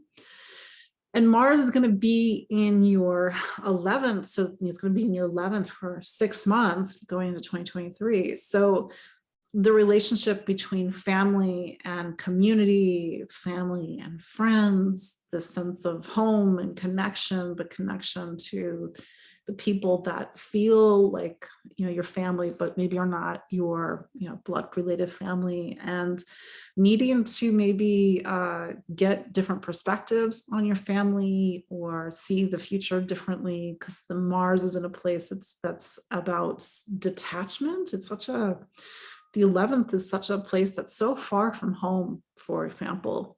And so maybe there's a sense of being far from home, or needing to go out and to see the world differently, and sort of come back to yourself eventually. But there is that sense of needing some sort of larger perspective. But that said, there's some sort of link between home and family and community with this retrograde. Retrogrades are always about having to reflect and to look in and to look at the karma of our choices, and certainly the karma of our choices in the case of Leo around home and family. Virgo and Virgo rising. So we're starting to get to the middle of the zodiac. Virgo is my 6th sign of the zodiac. But for you, Virgo, a lot of the shifts that have been happening they haven't been concrete. They've been more about something non-physical. Uranus has been in your ninth sign since 2018, 2019. And the ninth sign is about how we see the world, how we are educated, how do we educate ourselves, how do other people educate us. But there's a need, and I think this is, to a point about having Taurus as your ninth sign, Virgo, is that there's been a need to get really out of old patterns of belief and thinking. I think Virgo, God bless you, you can get really stuck in that Virgo in the ninth. On the good side of it, it's very reliable, it's very stable. You always know that you can rely on a Virgo to get something done or to make sure that things are running. That said, Virgo, there's been a need for you to really think differently over the past couple of years to reassess how the things that you stand for, the causes that you rally behind, your sense of right and wrong, what's justice, what's equitable. But Uranus is also talking about an opening of consciousness. Like, this is a time when you could really have a breakthrough, that your world up until 2018, 2019, it's kind of like Dorothy. She lands in Oz, but everything's sepia toned, and then she opens the door and now everything's in Technicolor. So think about what has been your relationship with beliefs and truth and meaning, and what do you stand for, and what do you think is true? Has it been a loss of faith, for example? Or maybe faith has come to you in ways that it hasn't come before, previous years. But there is something that's really, galvanizing that with the eclipses. The eclipses are going into the ninth and third. So there's a focus on education, how you see the world, needing to look at, take classes. But with the South Node in your third, there is a sense of the karma of choices and the karma of ideas and voice, and how you've maybe used your voice or even the choices that you've made in the past.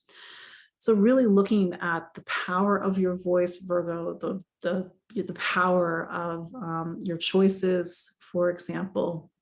But this is really a time that's about education and travel and truth and meaning going into 2023. With Saturn in what's called your sixth sign, hey Virgo, you are the sixth sign. There is a need to really do a lot of Virgo work right now. It's like to create, to bring your life back into harmony, to create a sense of craft and perfection, to work on the details. The sixth is also the place in the chart that talks about health and wellness. So you really have to take your health and wellness seriously right now, Virgo. Get your checkups, look at your diet, look at stress. I mean, there's an element of sort of looking at the stress and how the stress plays on the systems of your life. And how do you organize things differently? How do you get your life running smoothly, but from a very different perspective, for example? But whenever Saturn's in the sixth, I just say, do your due diligence, take your health seriously. If something seems off, like, how do you fix it? Do you need to go to the gym? Do you need to get some fresh air, get a walk? But sort of the devil's in the details also at the moment. So really make sure that you're paying attention to the details right now. The change that's happening, because Jupiter is what's called an angular planet, for angular ruler for you, is Jupiter is going into the sign of, it's going into your relationship sign. So Jupiter will go very quickly, and in fact, Virgo, you did have a little brief look at Jupiter in Pisces from May of 2021 until July of 2021. So relationships, they're going to get a boost. I don't like to overpromise Jupiter going through the seventh sign, and maybe a new relationship comes in, maybe not, but Jupiter is going there very quickly. But maybe the Jupiterian boost that you get, Virgo, is the sense that you're not alone, that you do have support, that there are people that can nourish you and take care of you. And then Jupiter will go into the eighth for pretty much the second half of 2022. But that's neat to sort of look at these deeper themes around vulnerability and intimacy, and intimate connection with people in your life. Jupiter also rules the sign of home and family. So maybe there's a sense of like delving more deeply into deeper emotional themes around family and home and the past, and maybe even secrets and estates and wills, for example, but that's kind of specific. But this is a time when, don't forget, you do have that last eclipse in Gemini on May 30th, 2022. The final eclipse in the series of Gemini and Sag is going to happen. And Gemini is your career sign, Virgo. So it's look back, what's been the story about your professional life? It's not just your professional life, it's the 10th, and Gemini is what's called your 10th sign. The 10th is, where do we steer our life towards? What sort of goals, what sort of ambitions, what sort of bigger things do we want to achieve in our life? But it is, of course, also responsibilities and its career. So maybe you've seen a lot of changes in your professional life over the past couple of years, 18 months. This one brings it to a close. So, you know, to have an eclipse in your 10th, maybe there's a change in your job. Maybe you get a new position. Maybe you switch offices. But it is about new beginning, but it's sort of ironically, it's also about something coming to an end. But that said, Virgo, like, you're sort of in this transitional point. I think with the eclipses in 2020, 2021, your life has been a little bit louder than usual. And I think that as you start to go into 2022, the narrative is going to start to shift away from sort of these bigger milestone events in your life. So Libra and Libra rising. So Libra, Uranus has been in your 8th sign since May of 2020, May of 2018, March of 2019. The 8th is where we have to go and look at the psyche and look at the shadow self. Uranus talks about an awakening, to see things that maybe you haven't been seeing before, to shift old patterns, and then in the case of you, Libra, to shift old emotional patterns. So the parts, like I said, the times when you self-sabotage, the times that you work against yourself. So this has been different than the other signs because it's been happening on an internal level. This part of the chart also talks about money, income, wealth, finance, benefits, and the assets that you share with other people. So on one hand, there's an emotional component of this time, Libra, but on another hand, it really is about material stability and material security, and the material stability and security that you build with other people. It could be a partner, a spouse, and it could also be other people in general, and this includes business partnerships as well. But with the South Node in your 2nd, you have the sort of sticky story that's happening right now is that you need to look at your relationship with money. Money, it's an energy, and maybe that's annoying to say, but it is. And on some level, you have to see how your relationship with matter and the material is parallel with your relationship with an energy, the energy of value and worth, and what you think your value and worth is. But that said, your spending and the things that you own and the things that you think you need in order to feel material safe and secure, maybe you don't need them anymore. Maybe there needs to be a shift to go from the South Node in the 2nd to the North Node in the 8th. Is on some level, it's a leap of faith, because the 2nd is where we find stability. It's solid ground. It's the energy of Taurus, even though for you, Libra, you have the opposite there. You have Scorpio there. But you are trying to leap into the 8th, and that's for you to really dive into the unknown, to make yourself feel uncomfortable and vulnerable. The 8th is about power and control and sex and intimacy and the alchemy of change and rebirth. So you're really trying to, at least this is what the astrology is trying to get you to do, Libra, is to make some powerful changes in your life. And because the six represents, because the second represents things that we more readily hold on to, maybe it's a little bit of a harder push for you. It's like that sense of like you're on the edge of the diving board and you know that you're still on solid ground, even though it's a diving board. But you got to make that leap, Libra.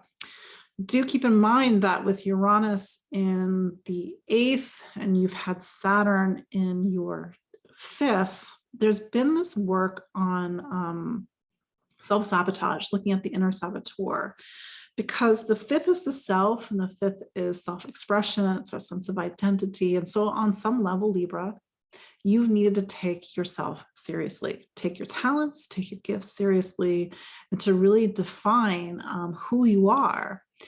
And this is a little bit of an esoteric point, Libra, but who you are isn't your name. It's not the title after your name. It's not the name on your driver's license. It's not, I'm an astrologer, but the astrologer is not who I am. It's that kind of a thing. It's like, well, who are you? Well, who you are is something that lives inside of you.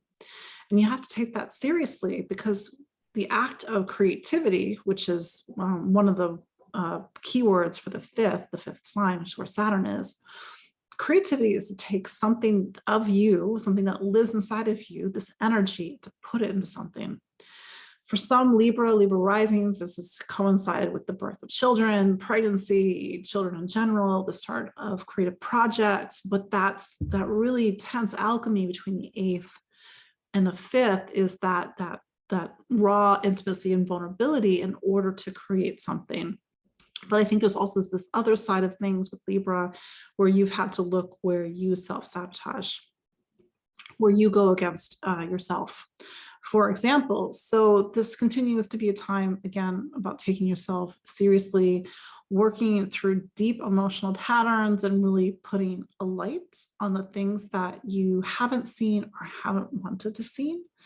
Mars is a angular ruler for you. It is your relationship planet. So the second look that you are having, Libra, is about relationships. And so Mars will be retrograde in your 9th. So this is a time when there is this deeper story that's happening about, do you and other people in your life see the eye to eye? Do you believe in the same thing? Do you share the same sense of right and wrong and truth and convictions? Do you stand for the same thing? And sometimes it's very difficult when we're in a partnership with somebody, and this is not just an intimate partnership, certainly it can be, we don't believe in the same thing. That said, there's a need for you and the relationships in your life to be on the same page, so to speak, to really stand behind the same sense of excuse me, convictions and right and wrong. But Mars retrograde on some level is a need to look at relationships from a very different vantage point and to maybe fix something that's not working. Scorpio and Scorpio rising. So Uranus has, and take a side step for a moment. Scorpio, you are a fixed sign. Fixed signs are Taurus, Leo, Scorpio, and Aquarius. The fixed signs are not so fixed at the moment. And this is sort of my message to all my Scorpio and Scorpio rising listeners, is that Scorpio, you want to be in charge. You're the sign of change, but the irony is that you don't want change. You only want change when you know exactly how it's going to work out, that you are in the driver's seat. But I think the hardest thing about 2021, and this does continue into 2022, is that you're not in control. Scorpio, control is actually an illusion. And where is this? These big changes happening? Well, you're going to have eclipses in your own sign. So the nodes shift and they go into Scorpio, you, and then go into Taurus, relationships. So on some level, this is a very dynamic time in your life. It takes all the changes that have been happening the past few years, and it sort of pushes them into something new. new chapter, new stage, new relationship. Very classic way of looking at eclipses in the 7th is that a serious relationship comes in. But the thing about the North Node being in the 7th for you, Scorpio, is that you have to compromise. You have to make space for other people. You have to figure out your needs versus the needs of somebody else. And that can sometimes be hard when the South Node is in our sign, because we're not necessarily in the point of power. I think the point of power happens when the North Node is in your sign. So the point of power in 2022 and even 2023 is other people. You got to figure out how to negotiate and cater to other people, for example. But that said, it's a time of big milestones, and those big milestones are capitalizing on the changes that you've been seeing in relationships. The idea is that Scorpio can't do relationships the way that they've been doing them over the past all of its life. And this has been throughout 2018, 2019. If there's been some toxic relationship pattern, I can assure you that Uranus is trying to end it, because Uranus is trying to get anything that is out of the way, that's in the way of your growth and evolution out of the way. It's trying to get you out of your own way. So you may see a relationship that comes in, Scorpio, but a relationship that is both very different than you've had in the past, but and also one that is where it's like the avatar of Uranus. Somebody may come into your life who is like Uranus, meaning they are Prometheus. They are trying to turn the lights on in your life. And you're like, no, don't turn the lights on. But this is going to be possibly a fast pace, things are happening kind of year. That was a lot of what was happening in 2021. You do have Saturn down in the bottom of your chart. Aquarius is your sign of home and family. So home and family continues to be a huge area of work. On some level, you are building a new foundation of your life, or rebuilding or tending to an existing foundation. Home and family are certainly an expression of foundation, but how do you get that in other ways? There's a need to really anchor and come in and ground into your life. It's a time for Scorpio to settle down, which is ironic because there's so much unsettling that's happening for Scorpio. But on some level, you're trying to answer a very simple question with Saturn in your 4th. That's where's home and who is home? And it's funny because I had 2 clients back to back say that separate from each other, like that home is a person. So maybe you're discovering that home is actually not a physical address. It's something deeper than that. But that said, very classic astrology is that Saturn may prompt a move. Now you have Scorpios that are making major moves. And if you do make a major move at this time, it has to be representative of a new chapter and a new foundation in your life. But I think the seismic shifts continue to happen for Scorpio.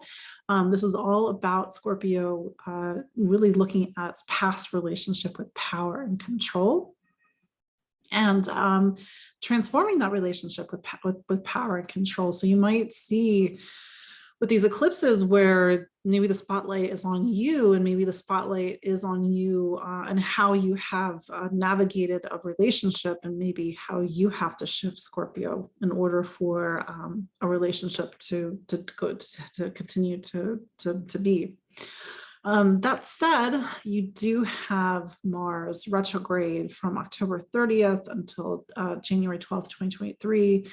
Mars is your planet. So Mars will be retrograde in Gemini. Gemini is your 8th sign. Hey, you are the 8th sign, Scorpio. So to have your planet spend 6 months in the 8th sign is probably not going to be easy, just some real talk, because there's an element of you are in the 8th room. That's what I call the 8th sign. There is this space that's specifically designed for you to transform. for you to face yourself, to face your fears, to do the deep inner work. And you're thinking, well, I'm a Scorpio, I can do it. Well, I know you can. But it means the second half of this year, from August all the way until I think it's the spring of 2023, Mars is going to be in Gemini. So you're really having to do a lot of that deep work. And then Mars, typically when it's retrograde, it's not about taking action. It's about reflecting and resting and integrating. So it's not about forward movement in the second half of this year. It's more about navigating and going with the flow and really opening up to other people in 2022. Sagittarius, starting to get to the last few signs of the zodiac. I really thank you all for sticking in, and it's like I said, I wanted to make it 2 hours. What are we at? Geez, I gotta speed it up. So Sagittarius, I know it's almost like 2 hours right now, which means I've been speaking for 2 hours. Sagittarius, so the major shifts have been happening in your sign of health and wellness. It's how you take care of your body, your relationship with your body, your relationship with your day-to-day life. And maybe you've seen big changes in diet, fitness, nutrition, and even work and day-to-day stuff in the last few years. Well, that sort of comes to another level. And you need to continue to make positive, healthy changes in your physical life because Uranus is trying to get anything that you're doing that's not helping health and wellness out of your own way. So this could be a time when you really galvanize a lot of the personal changes that you've been making. The other side of these eclipses will be Scorpio, and Scorpio is your 12th sign. So when you have eclipses in the 12th, there's a need to let go and surrender. This is a time to kick an attachment, to end a habit or an addiction, to surrender the ego, to make positive changes in your day-to-day life, but also to focus on your spiritual health and your emotional health. This is a time when it's really about these deeper esoteric meanings in your life, but also how do you take matters of faith and make it real? That's the path of the 12th to the 6th. We have to feel something. We have to open up to something on a spiritual level, but we have to anchor it into day-to-day life. The 6th talks about practice. It talks about rituals. And so how do you bring more practice and ritual? How do you organize your life? How do you clean up your life on a lot of different levels? But with Saturn in your 3rd sign, this is about continuing to take voice, communication, writing, speaking, education, and choices seriously. I think the thing about Sagittarius is that it's a sign that already knows a lot. It's a sign of wisdom and knowledge. But you have Saturn in Aquarius that's saying on some level, okay, well, what do we do with this wisdom and knowledge? Do we teach it? Do we make different informed choices? Do we write something? Do we become a public speaker? Do we spend 2 hours talking on a Saturday morning about astrology, for example? But that continues to be a focus, and to do really look at your choices. I think that's the side of the 3rd that we sometimes forget. So the story is going to change around home and family and sort of new beginnings in you, because Jupiter switches signs, and Jupiter goes into your 4th sign. So you're going to see, home and family the first half of the year be a focus. You did have that back in May to July. Maybe there was a move, maybe that you were thinking about a move, but that energy comes back. And then Jupiter goes into Aries, sort of the second half of the year, roughly. It's about creativity, self-expression, children, fun, play, and really being yourself. But that said, there is some need to make some structural changes in your life, to look at your spiritual life, to make some spiritual changes if necessary. And you do have that last eclipse in Gemini on May 30th. Gemini is your relationship sign. So it's very typical for you to see new beginnings in relationships, new people come in. Maybe there's been big changes in the relationship department, but this is the last sign in Gemini for another 9 or so years. So really look at the story around relationships since 2020, because this thread is coming to an end, but maybe, it is still, you're still on that cusp of big changes and sort of these personal milestones, Sagittarius, but things are starting to shift into a different phase because now the eclipses are going into your 12th and your 6th. Capricorn. So Capricorn, I think the first thing I have to mention is that Saturn, your planet, has been in a little bit of a tight spot in 2021, and on some level will continue to be in a tight spot in 2022, especially in the second half of 2022.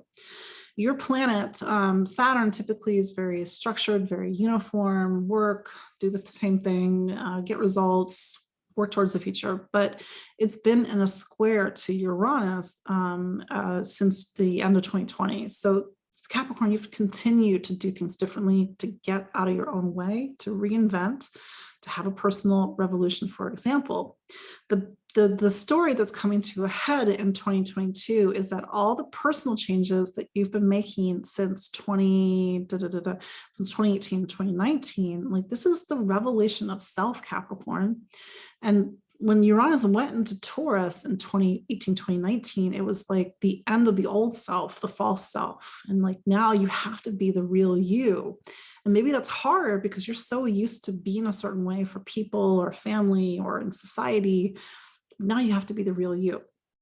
So this continues to be a time of big personal shift. You do have the South Node eclipses happening in your 11th. So looking at your friends, that might be an area that's a little bit more complicated, friendships, community, your hopes and dreams and wishes for the future. Capricorn, it is about looking ahead the future, but maybe thinking how the future is something very different than you thought it was going to be. But to move from the 11th to the 5th, like you need to really shine who you are. It's I think sometimes we can get lost in the crowd in the 11th, and so this is really about asserting your individuality in a positive way. It could be about children, it could be about pregnancy if that's something that's relevant to you, because it is about really discovering that creativity and that fertility in you, Capricorn. And fertility, of course, can be in a lot of different ways. But Saturn, your planet, continues to be in your second sign of Aquarius. 2022 continues to be this bigger work around money, income, material stability, material security. I'm just, this is a very classic way of looking at this. Saturn typically doesn't like disorder. So if there's disorder in your finances, there has to be order now. If you're just spending money without really knowing where it's going, like Saturn will kind of make you very aware of the value of things by making you feel the lack. So you have to get really lean. You have to continue to get really lean, Capricorn. It's not that you have to always, it will always be about being lean, but maybe you're finding that things are a little bit leaner or a little bit different in 2021, and that's carrying into 2022. Because at this time, it's all about you creating a new material life, but a material life that is actually based on real stability, not on something from the past. Mars, which is your home of planet of home and family, it's going to turn retrograde from October of 2022 until January of 2023. And this is taking a second look at family, a living situation, issues of the past, issue from the past with parents. And Mars will be in Gemini. So for you, that's looking at service to a family member, health and wellness, taking care of a family member, working, kind of creating some sense of organization, working with a family member. But typically when Mars is retrograde, you have to reflect and go back and to work at something from the past. Aquarius and Aquarius rising, almost done. Thank you all for sticking. And of course, if you're watching on the replay, thank you. So there's Aquarius, you're a fixed sign and life is not so fixed at the moment. Things are, in fact, probably very different than they were a couple of years ago. And that's courtesy of Uranus and Taurus down at the bottom of your chart. So since 2018, 2019, there has been seismic shifts, and those seismic shifts have been centered on home and family, living situation.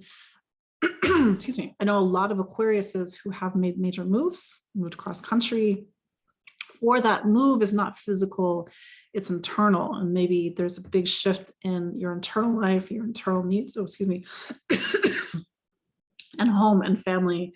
It's been sort of what's your relationship with home and family? Maybe that's something that has shifted. So this continues to be a time of seismic shift for you, Aquarius. There's a need to plant yourself someplace very differently in your life. Again, that could be internal versus external. But whatever, this story, now that the nodes are shifting, the nodes are going to go into Scorpio, which is your career sign, and Taurus, which is home and family. So this is a pivotal time for you, Aquarius. You're at a crossroads, and this really builds upon a lot of the changes that have already been happening the past few years. To have eclipses in your career sign on a practical level says there's changes in your professional life. You get a job change, you change careers, God forbid job loss, but there's a change in the story. There's a need to sort of look at your relationship with your professional life, your goals and your ambitions, and of course, make changes as necessary. If that's not relevant for you, like you don't like career is not something, maybe you're a stay-at-home mom, maybe you're retired, what is your relationship with responsibility in your life?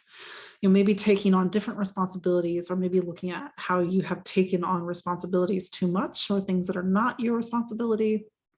But that said, you do have Saturn in Aquarius, and Aquarius is your sign. So you're at the start of a 30-year cycle. I know, 30 years. This was like 2020, 2020, 2021 for you.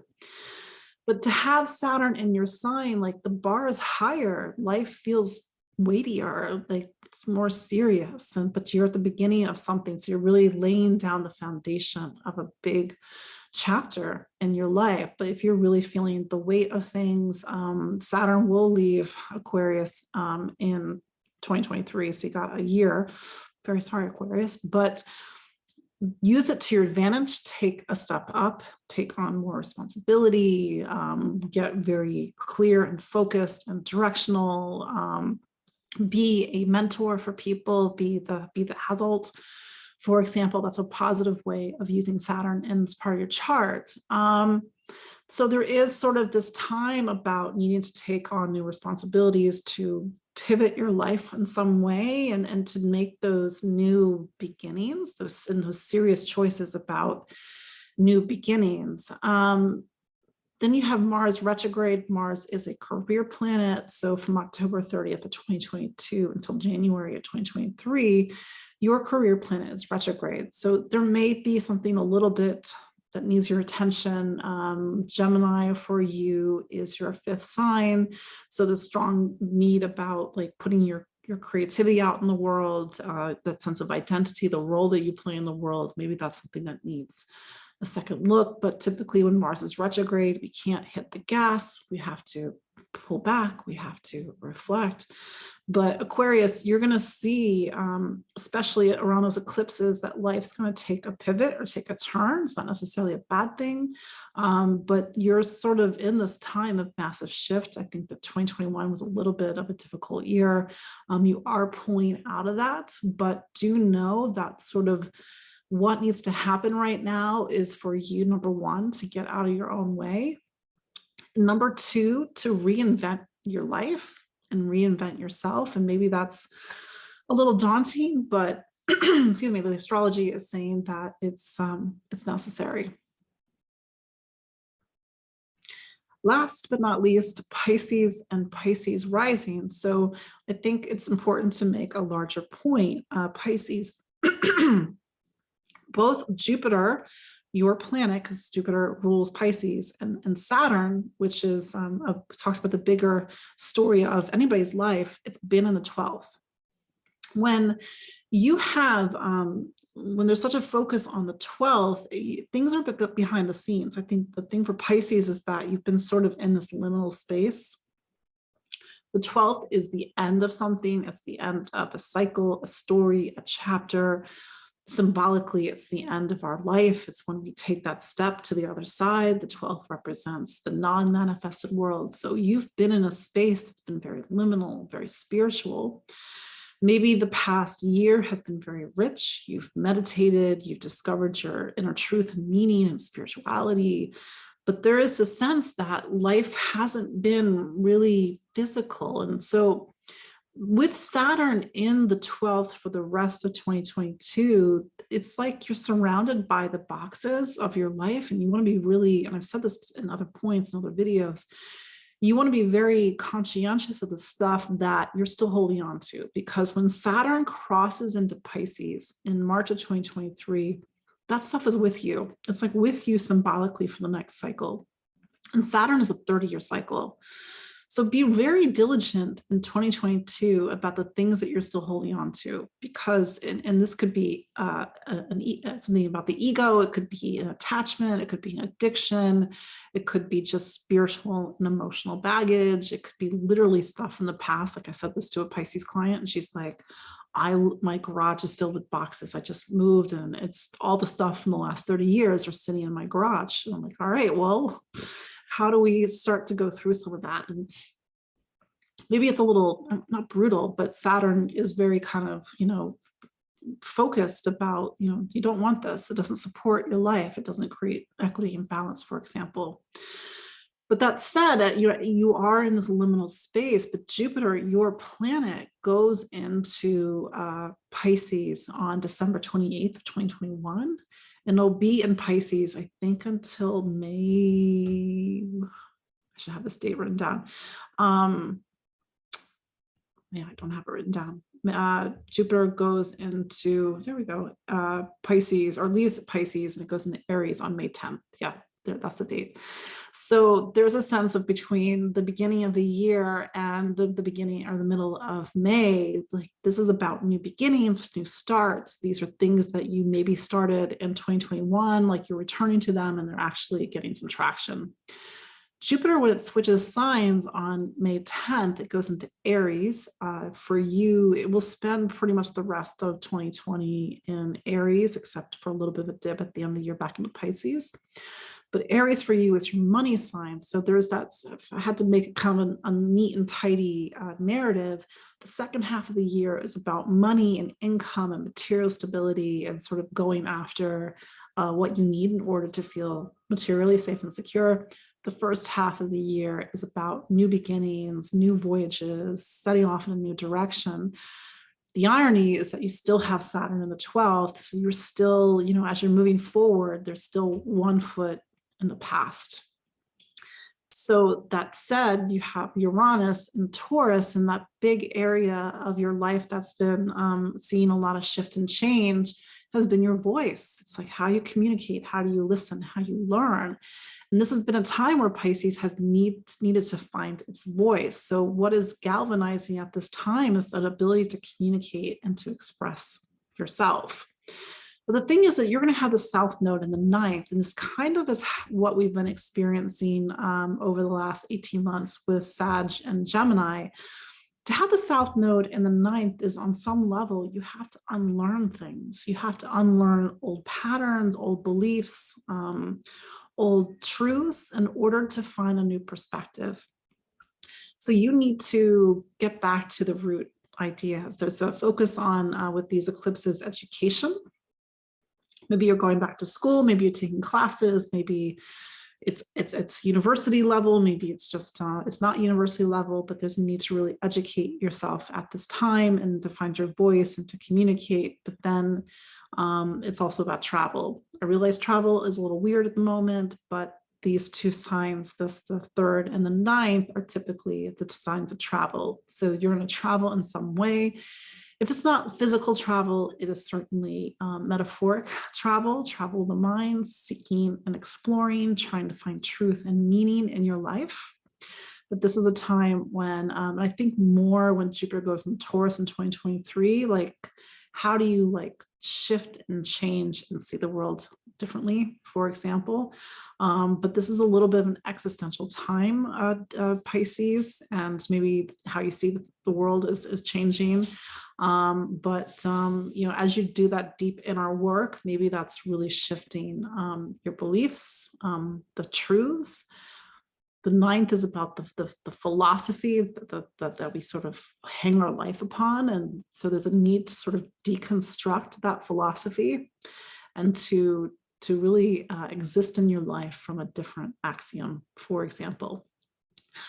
That last eclipse will be on May 30th, 2022. It's new beginnings and home and family. Pisces' fourth sign is Gemini. So maybe you've seen since 2020 a move, change in your household. People move in, people move out, but this is the last one, and sort of brings to a close this chapter of your life that's been so focused on your living situation, but also home and family. And how do you get your inner needs met? So just, I won't go through this line by line, just for the sake of time, but these are, maybe if you're watching this in replay, you can stop. These are just the dates of the stations of the major planets, and major ingresses. So the dates of Jupiter and Pisces, Jupiter and Aries, for example. So here's where I want to open it up to you all. I'm going to stop the share. And if you have questions, you can put them in the chat. If you want to turn on video, you can turn on video. You don't have to. My dog just walked over, so he wants to be part of the conversation too. But if you don't have questions, that's totally fine. We spent the last 2 hours and 15 minutes together, but I really appreciate you all joining me to look at the astrology of 2022. I think that this is a year where we have to take the changes that have been set in motion and make them real, make them solid. We can't sort of be in two places anymore. We have to really start to step more firmly in this new life. For some signs, it may feel a little bit still 1 foot in, 1 foot out, but I think in 2022, we have to be more both feet in. So unless anybody has any questions, again, thank you all for joining me for this webinar, The Astrology of 2022, this little bit over 2-hour look at the astrology. As you can imagine, it's a lot to cover. There's probably even more that we could have covered, and then it would have been like a million years. But thank you all. And I know you're, some familiar faces, even if I can't see you. Some of you are friends, some of you are clients, some of you are both. But Mars and Scorpio 12th eclipse advice. Mars, I gotta get my brain back. Faye. You mean Mars? There'll be eclipses in the 12th if you are a Sag, Faye, but if Mars is in your 12th, that will be if you're Cancer. Mars is at 24 degrees. Mars is at 24 degrees of which sign, Faye? Just so I can have some clarity. Scorpio. You're going to have eclipses on your Mars. Hey, my sun is at 24 degrees of Scorpio, so I'm going to have eclipses on my sun. So an eclipse, if you have Mars in the 12th natally, this is a Mars that's always been, it has to be put into a line. It's like a Mars you cannot use for your own personal gain and gratification. That's just the nature of the 12th. It's a Mars that has to be put towards the will of the divine, if I had to put it in a little bit more esoteric terms. So to have an eclipse to Mars on some level brings that story forward. It's like, what is your relationship with your Mars? How you take action? Mars in the 12th can be two things. It's like you feel very separate from your Mars. It's hard for you to take action. And maybe there have been some complicated reasons and maybe even past lives, if that's something that you believe in, your relationship with power coming from other life experiences. But there's like a karmic inheritance with any planet that's in the 12th. So it's like you have to make sure that that Mars is like truly at the service of something greater. There's an evolving relationship with power and control with Mars in the 12th, especially Mars in the 12th in Scorpio. If you're older and you have Mars, if you have Neptune also there's a sense of that really adds to the dynamic of being of service of something greater, but really having to, wherever Neptune is, there is a spiritual work that has to happen. There's purification, I put that in air quotes, that has to happen.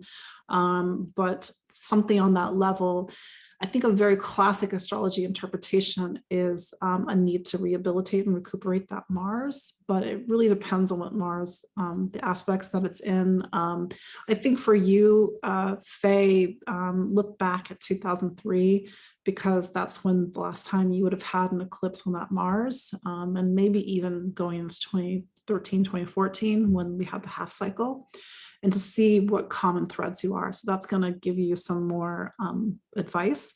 But Mars in the 12th and eclipse in the Mars in the 12th is just a reminder that Mars is not in charge. So hopefully that's helpful. Yeah, unless there's any other questions, thank you all so much. I'm just kind of scrolling backwards. I appreciate you all. So just for those that are still watching, the replay video will take a few hours probably to get it all up and running, but I'll put that video in the library that's in this the account that you created when you register for this webinar. I'm going to send another email out about it, but give me a few hours if just to kind of get everything back up and uploaded. There you go. So thank you all for joining me. I'll see you all on a future webinar. If you have a question, let me know. We'll see you all maybe on my Facebook Live every week on Monday at 6 p.m. Eastern. So until then, take care. Bye-bye.